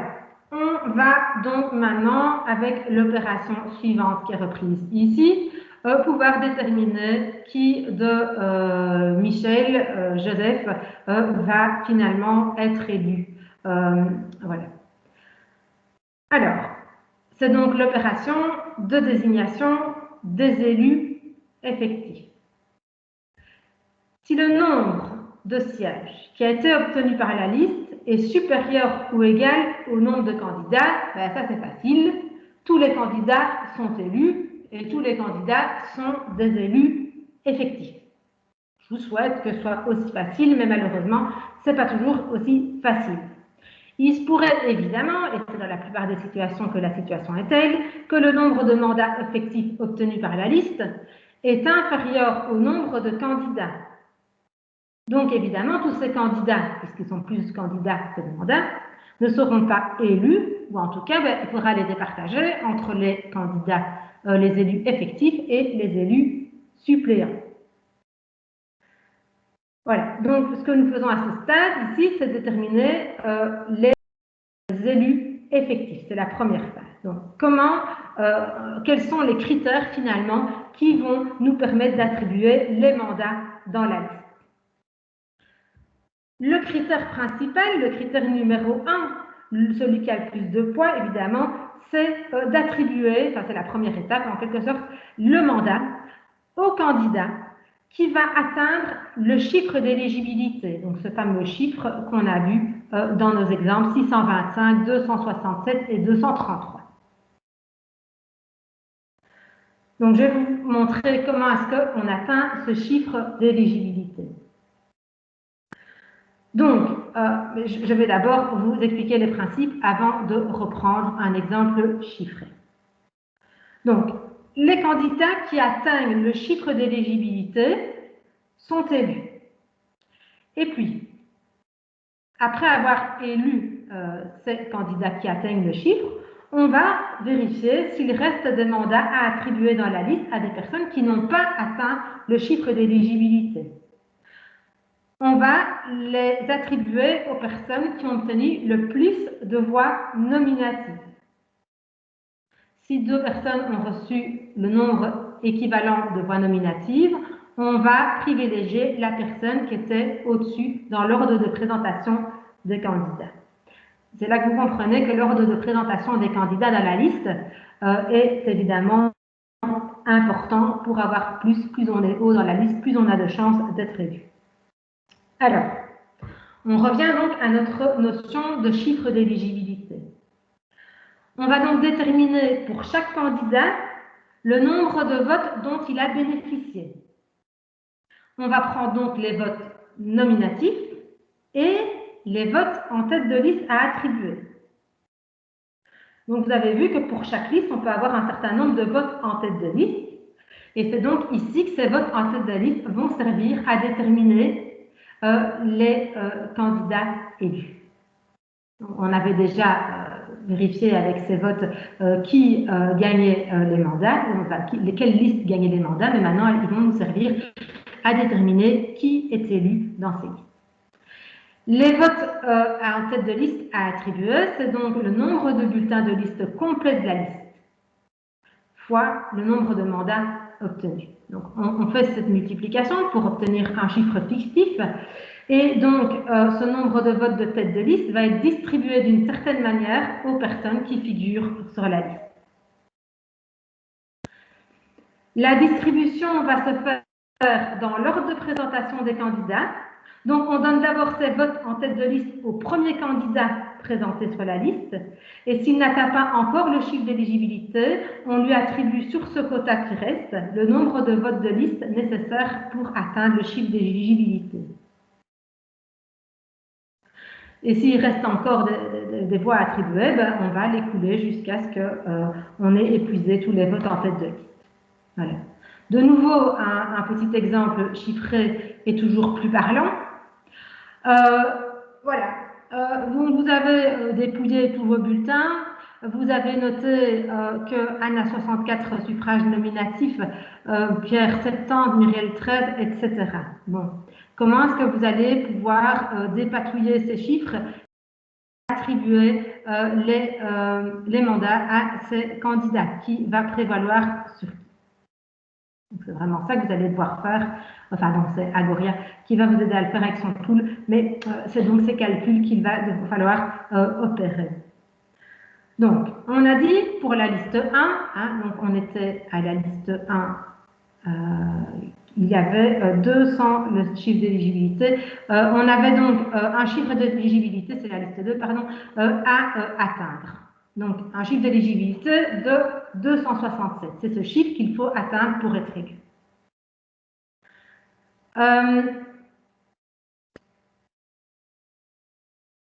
506, c'est le résultat de la multiplication des bulletins de vote par le nombre de mandats. Donc, c'est les votes tête de liste à distribuer. Donc, on a la liste des candidats. La première, c'est Anne. Elle a obtenu 64 votes nominatifs. Elle n'atteint pas le chiffre d'éligibilité puisqu'il faut atteindre 267. Il lui en manque 203. Donc, sur les 506, on va lui donner 203 pour atteindre 267 et pour obtenir le mandat. OK? Alors après, vous avez Pierre. Pierre, il a eu 70 votes nominatifs. Pour atteindre 267, le chiffre d'éligibilité, on va aller prendre des 506, enfin de 506 moins 203, 197 qui vont lui permettre d'atteindre le chiffre d'éligibilité 267. Okay. Donc, on lui a attribué les 197, c'est bon, il est élu, il a atteint le chiffre d'éligibilité. Ben, la troisième, c'est Muriel, elle a eu 13 voix. Et Muriel, il ne reste plus, si je fais 506 moins 203 moins 197, il ne reste plus que 106 votes tête de liste à répartir. 106 plus 16, ça ne fait que 119. Malheureusement, Muriel n'atteint pas, même avec ce renflouement de votre tête de liste, le chiffre d'éligibilité, ce sera Anne et Pierre qui seront élus avec ce procédé. Donc, on sait bien que Anne et Pierre sont élus d'office puisqu'ils ont atteint le chiffre d'éligibilité. On avait 2 mandats effectifs. C'est Anne et Pierre qui remportent les 2 mandats effectifs. OK, donc maintenant, on a pu déterminer qui avait les mandats effectifs. On va devoir encore désigner des suppléants. Donc, il nous reste des candidats restants. Il y a Muriel, il y a Jérôme, il y a Kevin, il y a Marie, il y a Chantal, il y a Nancy, il y a Albert. Qui va être désigné suppléant? OK. On va opérer exactement de la même manière que pour la désignation des candidats effectifs. Si ce n'est qu'on va repartir de la liste des candidats à partir de Muriel, puisque Anne et Pierre ont déjà été désignés candidats effectifs. On va donc reprendre notre pot de vote, de liste à distribuer. On a le même chiffre d'éligibilité à atteindre et on refait la même opération que sur le on refait la dévolution de ces votes de liste pour atteindre le chiffre d'éligibilité et déterminer entre Muriel, etc., qui est candidat suppléant. Voilà, regardez le petit exemple. J'ai repris ma liste des candidats à partir de Muriel. J'ai repris mon chiffre de 267 et j'ai de nouveau, regardez, 267, le chiffre d'éligibilité à atteindre, y compris par les suppléants, et mon pot de tête de liste, 506 à répartir. Donc, j'ai donc Anne et Pierre qui ont été élus d'office, on n'en parle plus. Donc, on repart de Muriel. On va lui attribuer les premiers votes de liste à distribuer, comme dans l'opération précédente. Donc, Muriel, on a 13 suffrages nominatifs, on lui ajoute sur les 506 254 pour atteindre le chiffre d'éligibilité 267. Ensuite, on a Jérôme, qui avait 147 suffrages nominatifs et on lui ajoute 120 votes attribués. Il atteint également le chiffre d'éligibilité 267. J'ai deux mandats effectifs. Je ne peux avoir que 2 mandats suppléants. Je m'arrête là. Ce seront donc Anne et Pierre qui seront effectifs et Muriel et Jérôme qui seront suppléants. Voilà. Alors, après, sur ma petite liste, j'ai encore Kevin, Marie, Chantal, Nancy et Albert. Ils ne sont pas élus, ni effectifs, ni suppléants. Ce sont les candidats non élus. Je vais devoir, même s'ils ne sont pas élus, les identifier et les lister. C'est important puisque si jamais ni mon suppléant ni mes effectifs ne pouvaient siéger, eh bien, j'aurais besoin de faire appel aux candidats non élus. C'est important de classer, suivant l'ordre qui va vous être exposé, ces candidats non élus. On va refaire une opération assez similaire pour la désignation des suppléants par rapport aux non élus. Donc, on repart du tableau. Ici, donc on avait Muriel et Jérôme, je les sors du tableau puisqu'ils sont suppléants, ils ont été désignés suppléants et je repars avec mes non élus. Donc j'ai Kevin, j'ai Marie, j'ai Chantal, j'ai Nancy, j'ai Albert. Et on va les classer, en fonction du nombre de votes nominatifs obtenus. C'est ça qui détermine l'ordre. Donc,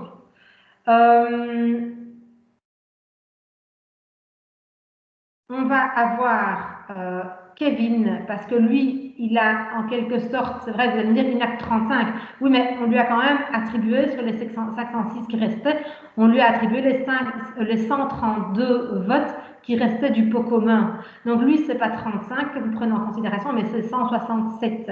Donc Kevin sera premier dans l'ordre. Ensuite, il n'y a plus rien sur les 506 à répartir. Je retourne à ma colonne numéro 1. Ensuite, qu'est-ce qu'il y a le plus entre Marie, Chantal, Nancy et Albert? Eh bien, c'est Albert, qui est assez populaire dans l'entreprise. C'est lui qui a reçu finalement ici le plus de suffrages nominatifs. Donc, Albert sera second. Et puis, on aura Chantal. Et puis, on aura Marie. Et puis, on aura Nancy. Voilà. Donc, vous aurez donc bien vos deux élus effectifs, vos deux suppléants, et puis l'ordre des non-élus. Tout ça, vous allez bien dans le procès-verbal à la page numéro 10. Voilà.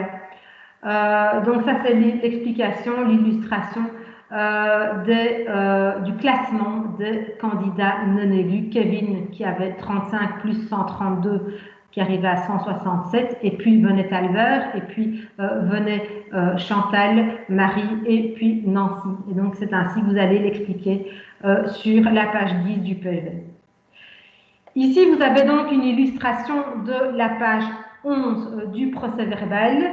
Et donc, on a finalement, en quelque sorte, la synthèse de l'ensemble des listes, où on a indiqué chaque fois le nombre de sièges obtenus par chacune des listes, et pour chacune des listes, les noms des délégués effectifs, suppléants, non élus. Ce document, il va être signé, évidemment, comme toute une série d'autres, par les membres du bureau de vote. Voilà. Donc, vous avez bien mené à terme vos opérations de dépouillement. Vous savez qui est élu, qui est non élu. Vous avez bien rempli vos procès-verbaux. Tous vos papiers administratifs sont faits conformément au modèle prévu par la loi. Maintenant, qu'est-ce que vous allez faire de tous ces documents? Il y a un petit traitement administratif qui va être réalisé. C'est donc le président qui va devoir, qui est toujours responsable du bureau, c'était son rôle ici dans les élections, il va clôturer le PV, il va le faire signer par tous les membres du bureau de vote, et puis il va envoyer immédiatement ce procès-verbal, c'est original évidemment, au directeur général de la Direction générale aux relations individuelles du SPF Emploi. Ici, nous avons eu l'habitude, vous savez, de travailler directement via la plateforme web du SPF organisée pour les élections sociales. Donc, on ne s'est pas encombré d'envoi recommandé, mais c'est toujours possible, évidemment. Et donc, c'est par ce biais que nous allons communiquer directement au SPF Emploi via la plateforme web du SPF. Donc, c'est sur cette plateforme qu'on va télécharger l'original du PV que le président va télécharger ou va nous remettre Sécurex si nous procédons à ce travail pour vous sur la plateforme web du SPF. Au même moment, une copie du PV va être envoyée aux organisations représentatives qui ont présenté des candidats. De nouveau, depuis le début des opérations électorales, toutes les communications syndicats vers employeurs, et donc en l'occurrence ici votre gestionnaire Sécurex ou Sécurex, donc l'entreprise, vers les organisations syndicales, c'est fait également via la plateforme web du SPF. Donc il nous suffit en quelque sorte de charger la copie de ce PV sur la plateforme web du SPF, et c'est donc des documents qui sont transmis aux syndicats pour que l'envoi soit valable, soit effectif. Le président du bureau de vote va enfin envoyer un troisième exemplaire, donc l'original au SPF, la copie aux organisations syndicales via la plateforme du SPF, une seconde copie à l'employeur qui doit la conserver, qui est responsable de la conservation de ce document pendant toute la durée des mandats, donc en l'occurrence 4 ans. Après ces envois effectués, on doit encore compiler toute une série d'informations statistiques sur la plateforme web du SPF. Et donc ici, c'est de nouveau soit vous-même, soit votre gestionnaire des élections sociales qui va s'en occuper suivant les formules retenues par chacune de vos entreprises. Voilà. Alors, qu'est-ce qui se passe après? Vous allez me dire encore, oui, ben oui, je suis désolée, mais il se passe encore quelques petites choses, il y a encore quelques petites opérations à réaliser, très peu si tout s'est très très bien passé, et parfois un petit peu plus s'il y a eu des petits couacs et des recours entre-temps. Bon. On se trouve ici ben, après Y, donc c'est ce qu'on va appeler la période post-électorale. On a à ce moment-là le rôle du président, du bureau de vote, président, secrétaire et les assesseurs, c'est fini. Ils ont terminé leur mission. Ils vont redonner, repasser la main. En quelque sorte, c'est un passage de main des présidents du bureau de vote vers l'employeur qui est lui responsable de la bonne tenue et du bon ordre finalement des élections sociales. Donc, le président remet les enveloppes scellées à l'employeur qui les conserve pendant 4 ans. Y+2, qu'est-ce qui se passe?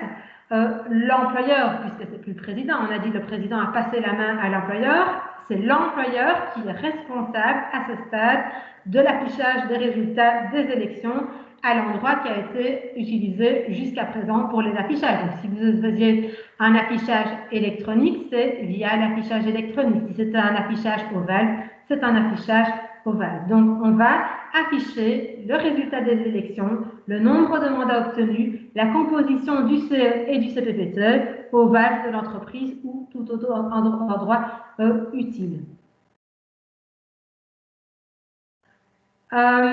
On va donc, attention, mentionner tous les représentants qui ont été élus, en ce compris les élus d'office, parce que, par exemple, vous avez eu un arrêt partiel, le nombre de candidats était inférieur au nombre de mandats à pourvoir, ou une seule liste d'un seul candidat a été déposée, et les candidats étaient en nombre inférieur ou égal au nombre de mandats à attribuer, nombre de mandats effectifs. Alors, vous avez fait un arrêt partiel. Le programme va quand même, ne va pas faire le travail à votre place, vous êtes quand même obligé de recharger un document pour pouvoir l'afficher et indiquer que c'est bien cette personne, cette liste qui a remporté les élections, même si les opérations de vote en tant que telles n'ont pas eu lieu physiquement, en quelque sorte, au jour Y. Voilà.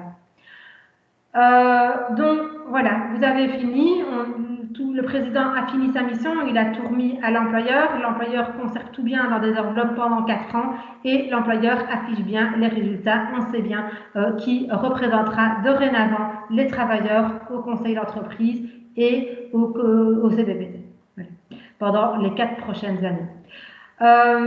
Il pourrait encore arriver, là, je ne vous le souhaite pas, évidemment, qu'il y ait un recours qui soit introduit par toute personne intéressée, donc soit un candidat frustré qui contesterait le résultat des élections, soit une organisation syndicale qui vous solliciterait l'annulation de la procédure parce que les formalités légales n'ont pas été adéquatement respectées. Donc, il y a encore un recours possible jusqu'à Y+15 devant le tribunal du travail. Une fois passé ce délai, vous pouvez dire que vous êtes sorti d'affaires. C'est un délai prescrit à peine de déchéance. Ça veut dire qu'on ne peut pas ressusciter en quelque sorte ce délai. Il ne peut pas être suspendu, il ne peut pas être prolongé. C'est fini, Y+15. Y+15 c'est passé, il n'y aura plus jamais de recours. Voilà, si jamais il y avait un recours qui était introduit, le tribunal du travail siège évidemment dans l'urgence, c'est ce qu'on appelle dans les procédures judiciaires en référé, et le jugement, puisqu'il doit être rendu sous le bénéfice de l'urgence, le délai c'est maximum Y+69. Une fois que le jugement est rendu, il y a encore possibilité pour le perdant d'interjeter appel devant la Cour du travail. Bon.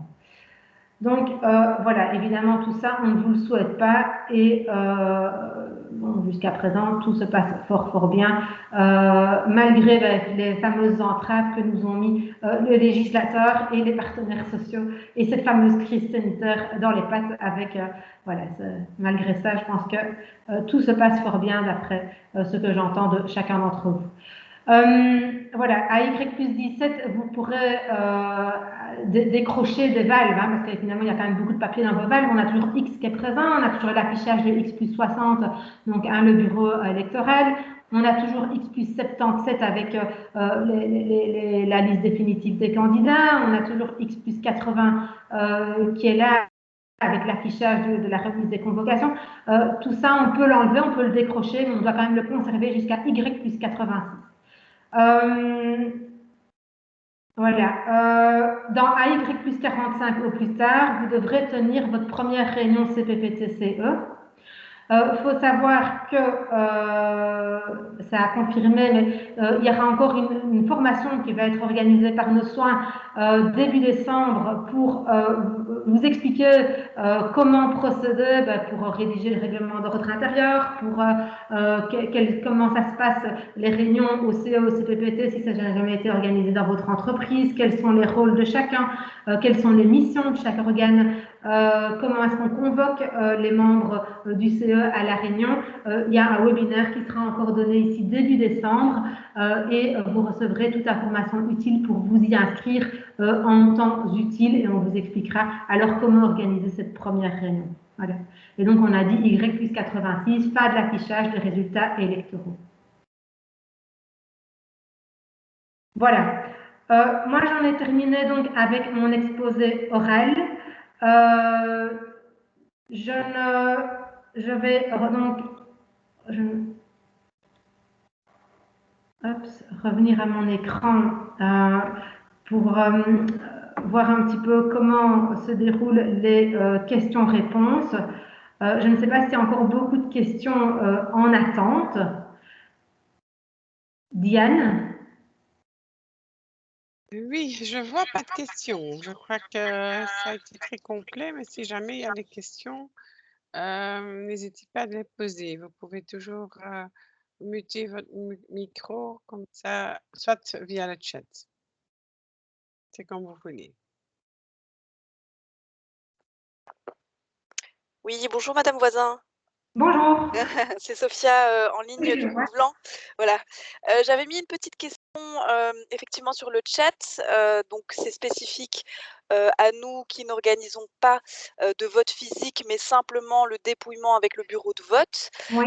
Et en l'occurrence, par rapport au vote par correspondance qui arrive petit à petit chez nous au bureau, Oui. est-ce que ces votes peuvent être placés directement déjà dans les urnes CE et CPPT adéquates ou faut-il aussi les mettre à part et seulement le jour J, jour du dépouillement, les placer dans les urnes?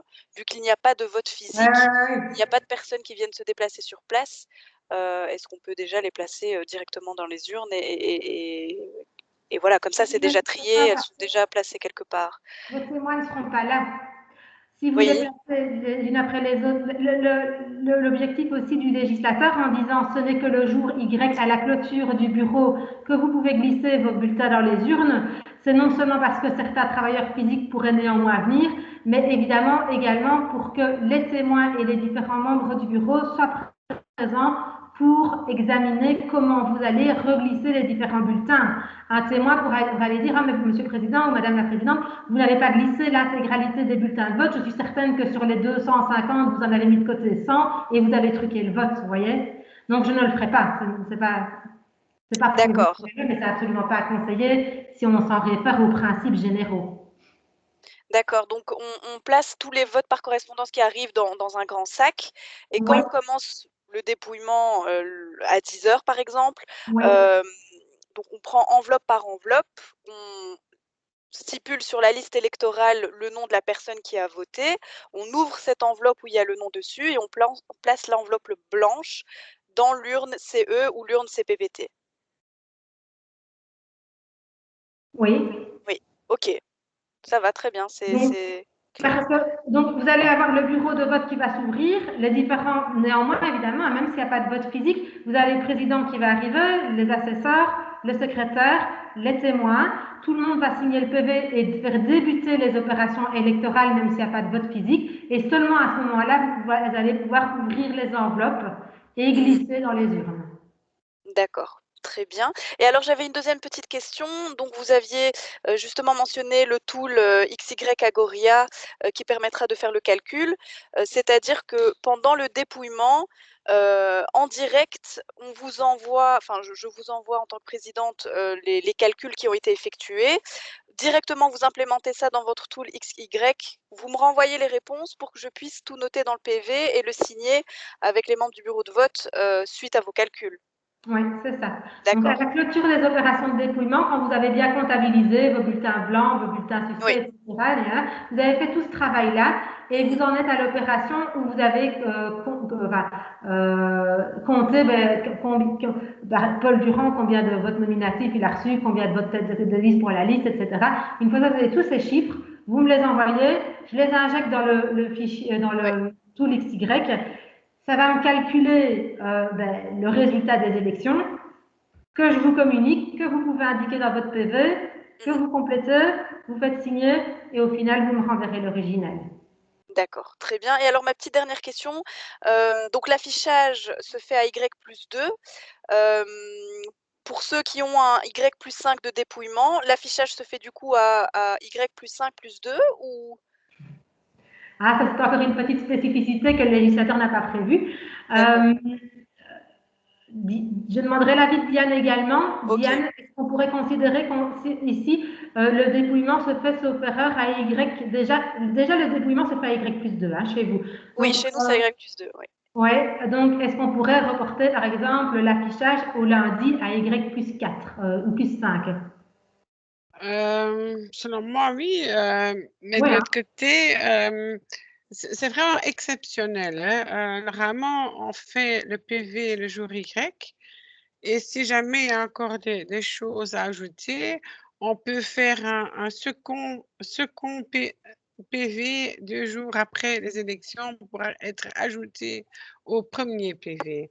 Mais puisque, le gouvernement a pris des mesures spécifiques corona, ils ont dit: «Voilà, on peut, donc accepter encore les bulletins jusqu'au maximum Y+5, sans beaucoup plus d'explications». Donc moi, j'estime qu'on peut clôturer le PV alors le jour que, on a décidé en accord avec, le syndicat, donc Y+2 dans votre cas et alors, clôturer, tous les, heu, le PV et le jour Y+2. Ça répond à D'accord, votre question? donc on pourra afficher 2 jours après Enfin le oui, oui, dépouillement qui a lui déjà été retardé de 2 jours par rapport à la date initiale du vote. puisque, la législation ne dit rien là-dessus, il n'y a pas eu une, modification de législation suite aux mesures covid. Oui, Je ne suis pas certaine, on devrait poser la question à d'accord. l'SPF, OK, mais on je reviendrait ne vers crois vous, pas que le ce sujet. calendrier va être changé après le jour Y. Donc on devra afficher le jour même. Oui, de préférence. Je ferai de préférence. Je ne OK. vois pas pourquoi il faut encore, postposer, si tout est clair, non et prendre des risques éventuels, non, je le ferai le jour même. OK, parce qu'il y a des personnes qui vont dépouiller, à Y+5 et qui vont déjà, dépasser la date de Y+2. Donc Oui, c'est mmh, notamment le cas, je Oui. me permets d'interrompre aussi pour celles qui, dans les mêmes bâtiments que pour Vlan, nous on va faire le dépouillement à Y+3 donc Mmh. Oui, ceci dit, ici, je pense que dans la rivière de, vous n'avez pas le choix. Si vous dépouillez à plus 3, forcément le Y+2 est dépassé. Donc le législateur ne va pas vous dire en même temps, vous pouvez dépouiller jusqu'à Y+5, mais vous devez faire quand même l'affichage à Y+2, ça n'aurait pas de sens. Donc on va pouvoir dire que, vu la situation légale, on peut postposer l'affichage jusqu'à, mais bon, pas indéfiniment évidemment. Donc je pense que maintenant, je pense que le plus sûr et pour vous donner le plus de garanties et de facilité possible, on va demander au SPF leur avis.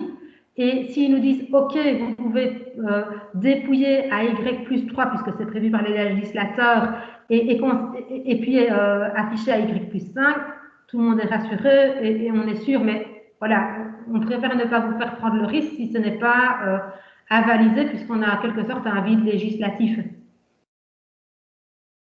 OK. OK, très bien, merci. Merci. De rien. Madame Lamotte a une question. Je vois qu'elle a levé la main.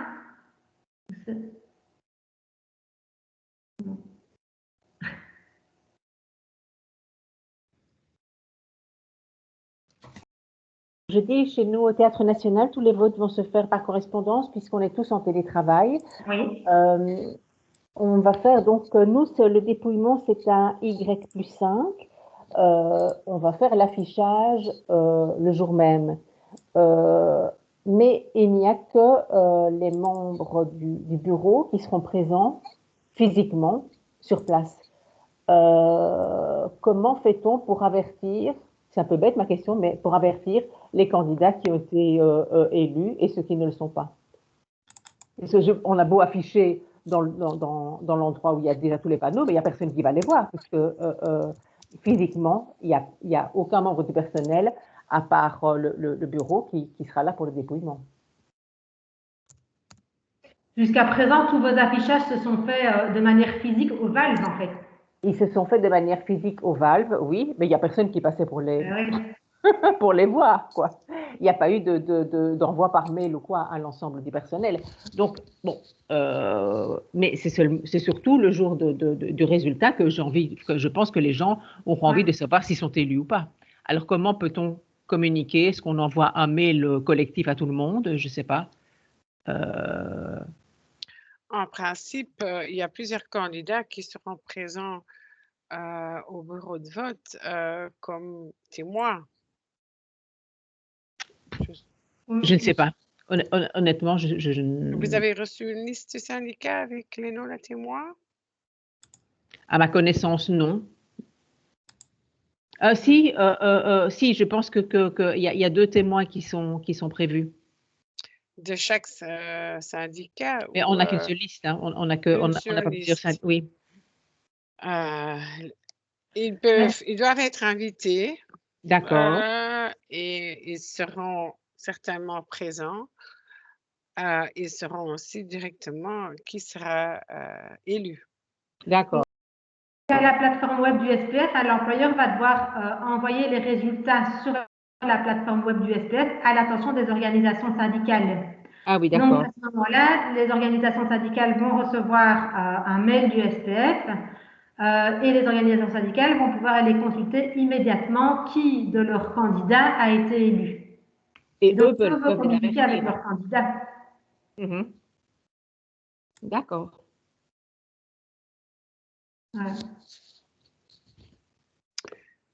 Oui, Monsieur Delanéa, il demande de réexpliquer la détermination du nombre de sièges. C'est effectivement un exercice assez compliqué. Si on va répéter tout ça, je crois que ça va durer un peu trop longtemps, le webinaire pour d'autres gens. En tout cas, nous envoyons un document concernant le jour Y où tout ce raisonnement est aussi expliqué.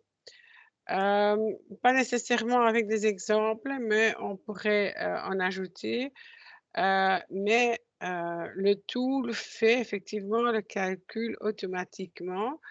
C'est clair que quand vous voulez savoir comment ça se calcule, vous aurez encore besoin d'une explication, mais on va envoyer un document au jour Y où toute l'explication est reprise. OK, merci.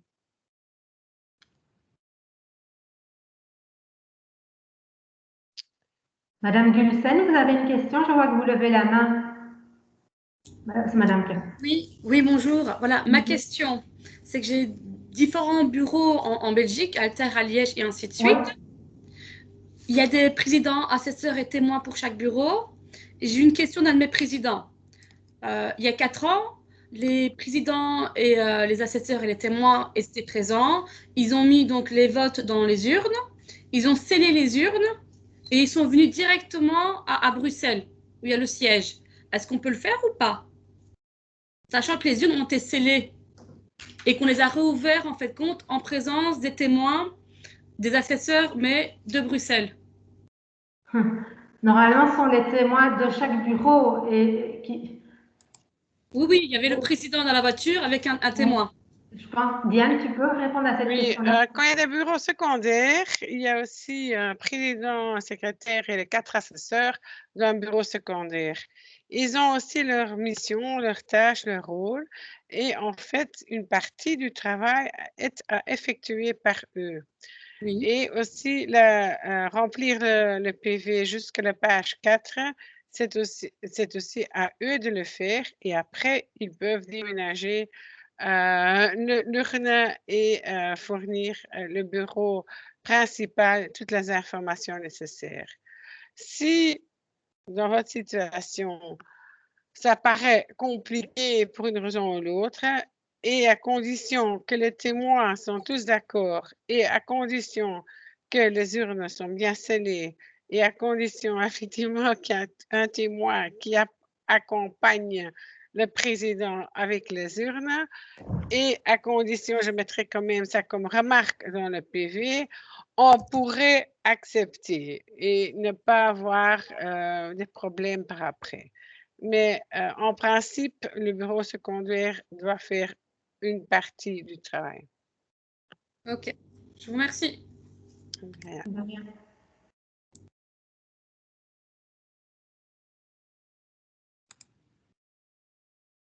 Madame Bogat? Oui, si vous voulez retourner aux pages 18, parce que dans les nombres de votes, j'avais pas quelque chose bien compris.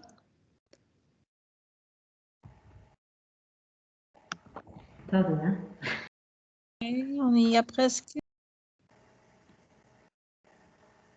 Non, plus haut encore. Non, page 18, plus bas, parce que ça c'est page 2. Page 14, 15.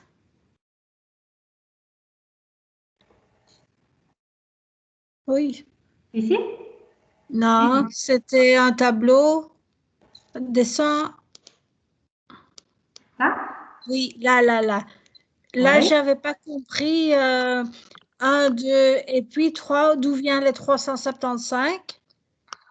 Ah, Karine, mag ik het even uitleggen? Excusez-moi Ja, pour ja, les ja. autres, mais Karine est une ex-collègue à nous et nous sommes tous les deux flamands, désolée. Voilà, nee, je neemt daar het chiffre electoraal en je Oui. moet dat delen door 1 en dan delen door 2 en dan delen door 3. En dan, alors on a les chiffres 750, 375, 250 parce qu'il faut diviser le chiffre électoral tout simplement par le chiffre 1, 2, 3, 4 et par Et le chiffre électoral, c'est où? Le chiffre électoral, c'est dans la troisième ligne. C'est le total des bulletins de liste incomplets et les bulletins de liste complets. Dus alle lijststemmen en alle naamstemmen, dus volledige lijststemmen en onvolledige stemmen. Ça, c'est le chiffre électoral. Divisé par 1, on n'arrive quand même pas à 375. Nee, divisé par 1, c'est 750. Divisé par 2, c'est 375. Divisé par 3, c'est 250. Divisé par 4, ça fait 100. Ah, ok. Tu vois? Et on fait ça pour chaque liste. Et alors, on regarde le chiffre le plus élevé. Ici, c'est pour la liste 1, 750. Donc, ils auront le premier mandat. On voit le chiffre suivant, 400, le deuxième mandat. Et comme ça, on saute éventuellement d'une liste à l'autre. Ouais. Ok, j'ai compris. Ça va. Merci. Ok, de rien.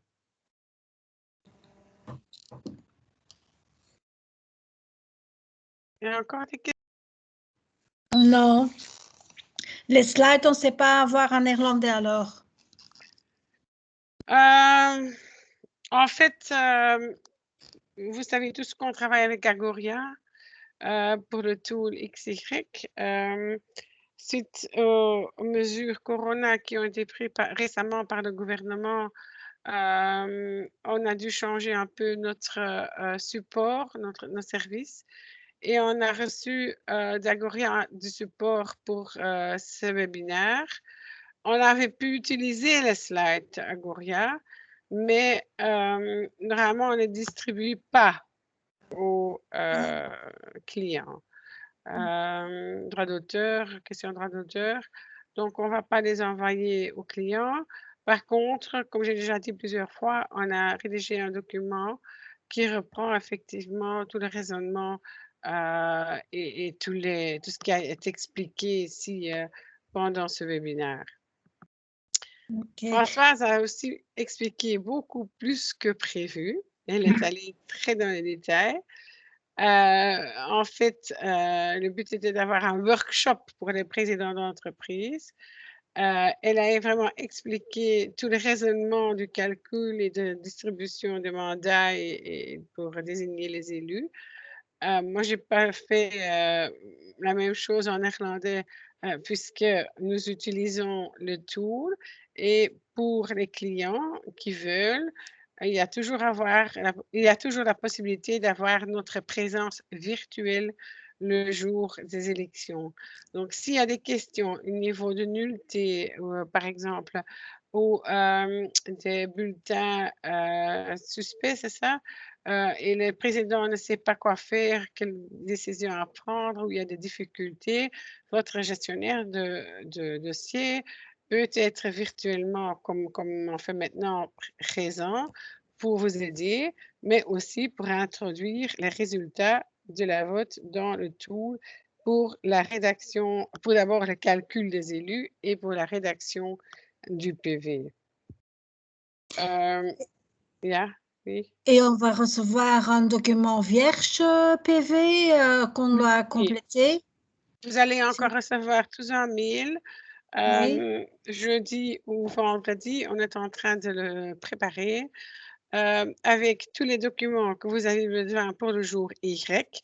Donc, vous allez recevoir 2 listes avec les électeurs, plus vous imprimez autant de fois que vous voulez, un modèle vierge de PV, comme ça on sait déjà noter les résultats avant de les mettre dans le tool. Vous allez aussi recevoir les instructions pour voter, pour mettre dans l'isoloir. Vous allez encore recevoir un peu plus d'explications pour préparer l'ouverture du bureau. Donc, il y a encore une documentation, une information qui va arriver. Et les urnes sont aussi envoyées par Securex. Si vous avez demandé à votre gestionnaire de faire la commande des urnes, normalement, vous avez dû avoir des urnes. Ok, ça va. Vérifie quand même. Oui, j'ai déjà vérifié avec Renaud. Ah, ok. Et ça n'a pas encore arrivé? Non, pas encore. Enfin, personne ne m'a rien dit parce que je travaille de la maison aussi. Ah oui, oui. Normalement, tout ce qui a été commandé est livré chez la société, à la société. J'espère qu'il y a quelqu'un présent. Oui, il y a toujours la réceptionniste qui est là. Oui. Ok, normalement, ça doit être arrivé alors, ou encore arrivé. Madame Lamotte, elle a encore une question? Oui, ma dernière question. Vous dites qu'il y aura une présence virtuelle le jour des élections. Comme nous, c'est uniquement le jour du dépouillement qu'on se retrouvera, donc à Y+5. Est-ce qu'il y aura aussi une présence virtuelle pour nous aider dans les calculs?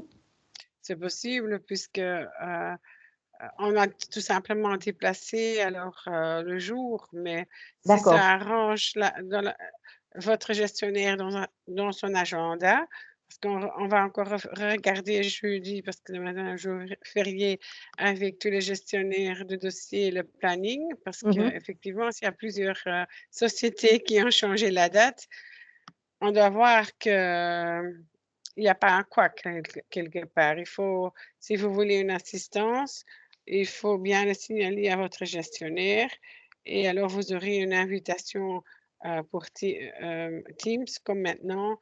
D'accord. Ça va? D'accord. J'aimerais encore quand même répéter que pour les clients VIP qui ont signé un contrat d'assistance pour le processus des élections sociales, la présence du jour Y n'était pas compris dedans. On a toujours travaillé de la même façon.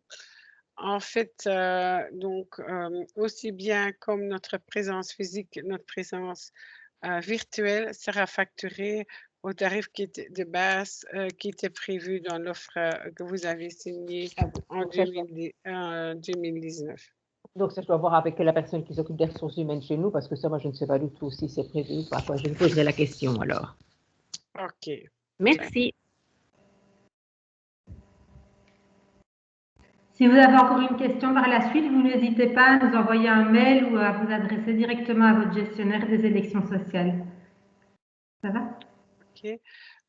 J'ai eu de plusieurs personnes la demande d'avoir l'enregistrement. Il y a des gens qui sont arrivés un peu plus tard ou qui ont eu un peu de problèmes techniques. J'ai remarqué, le webinaire est enregistré.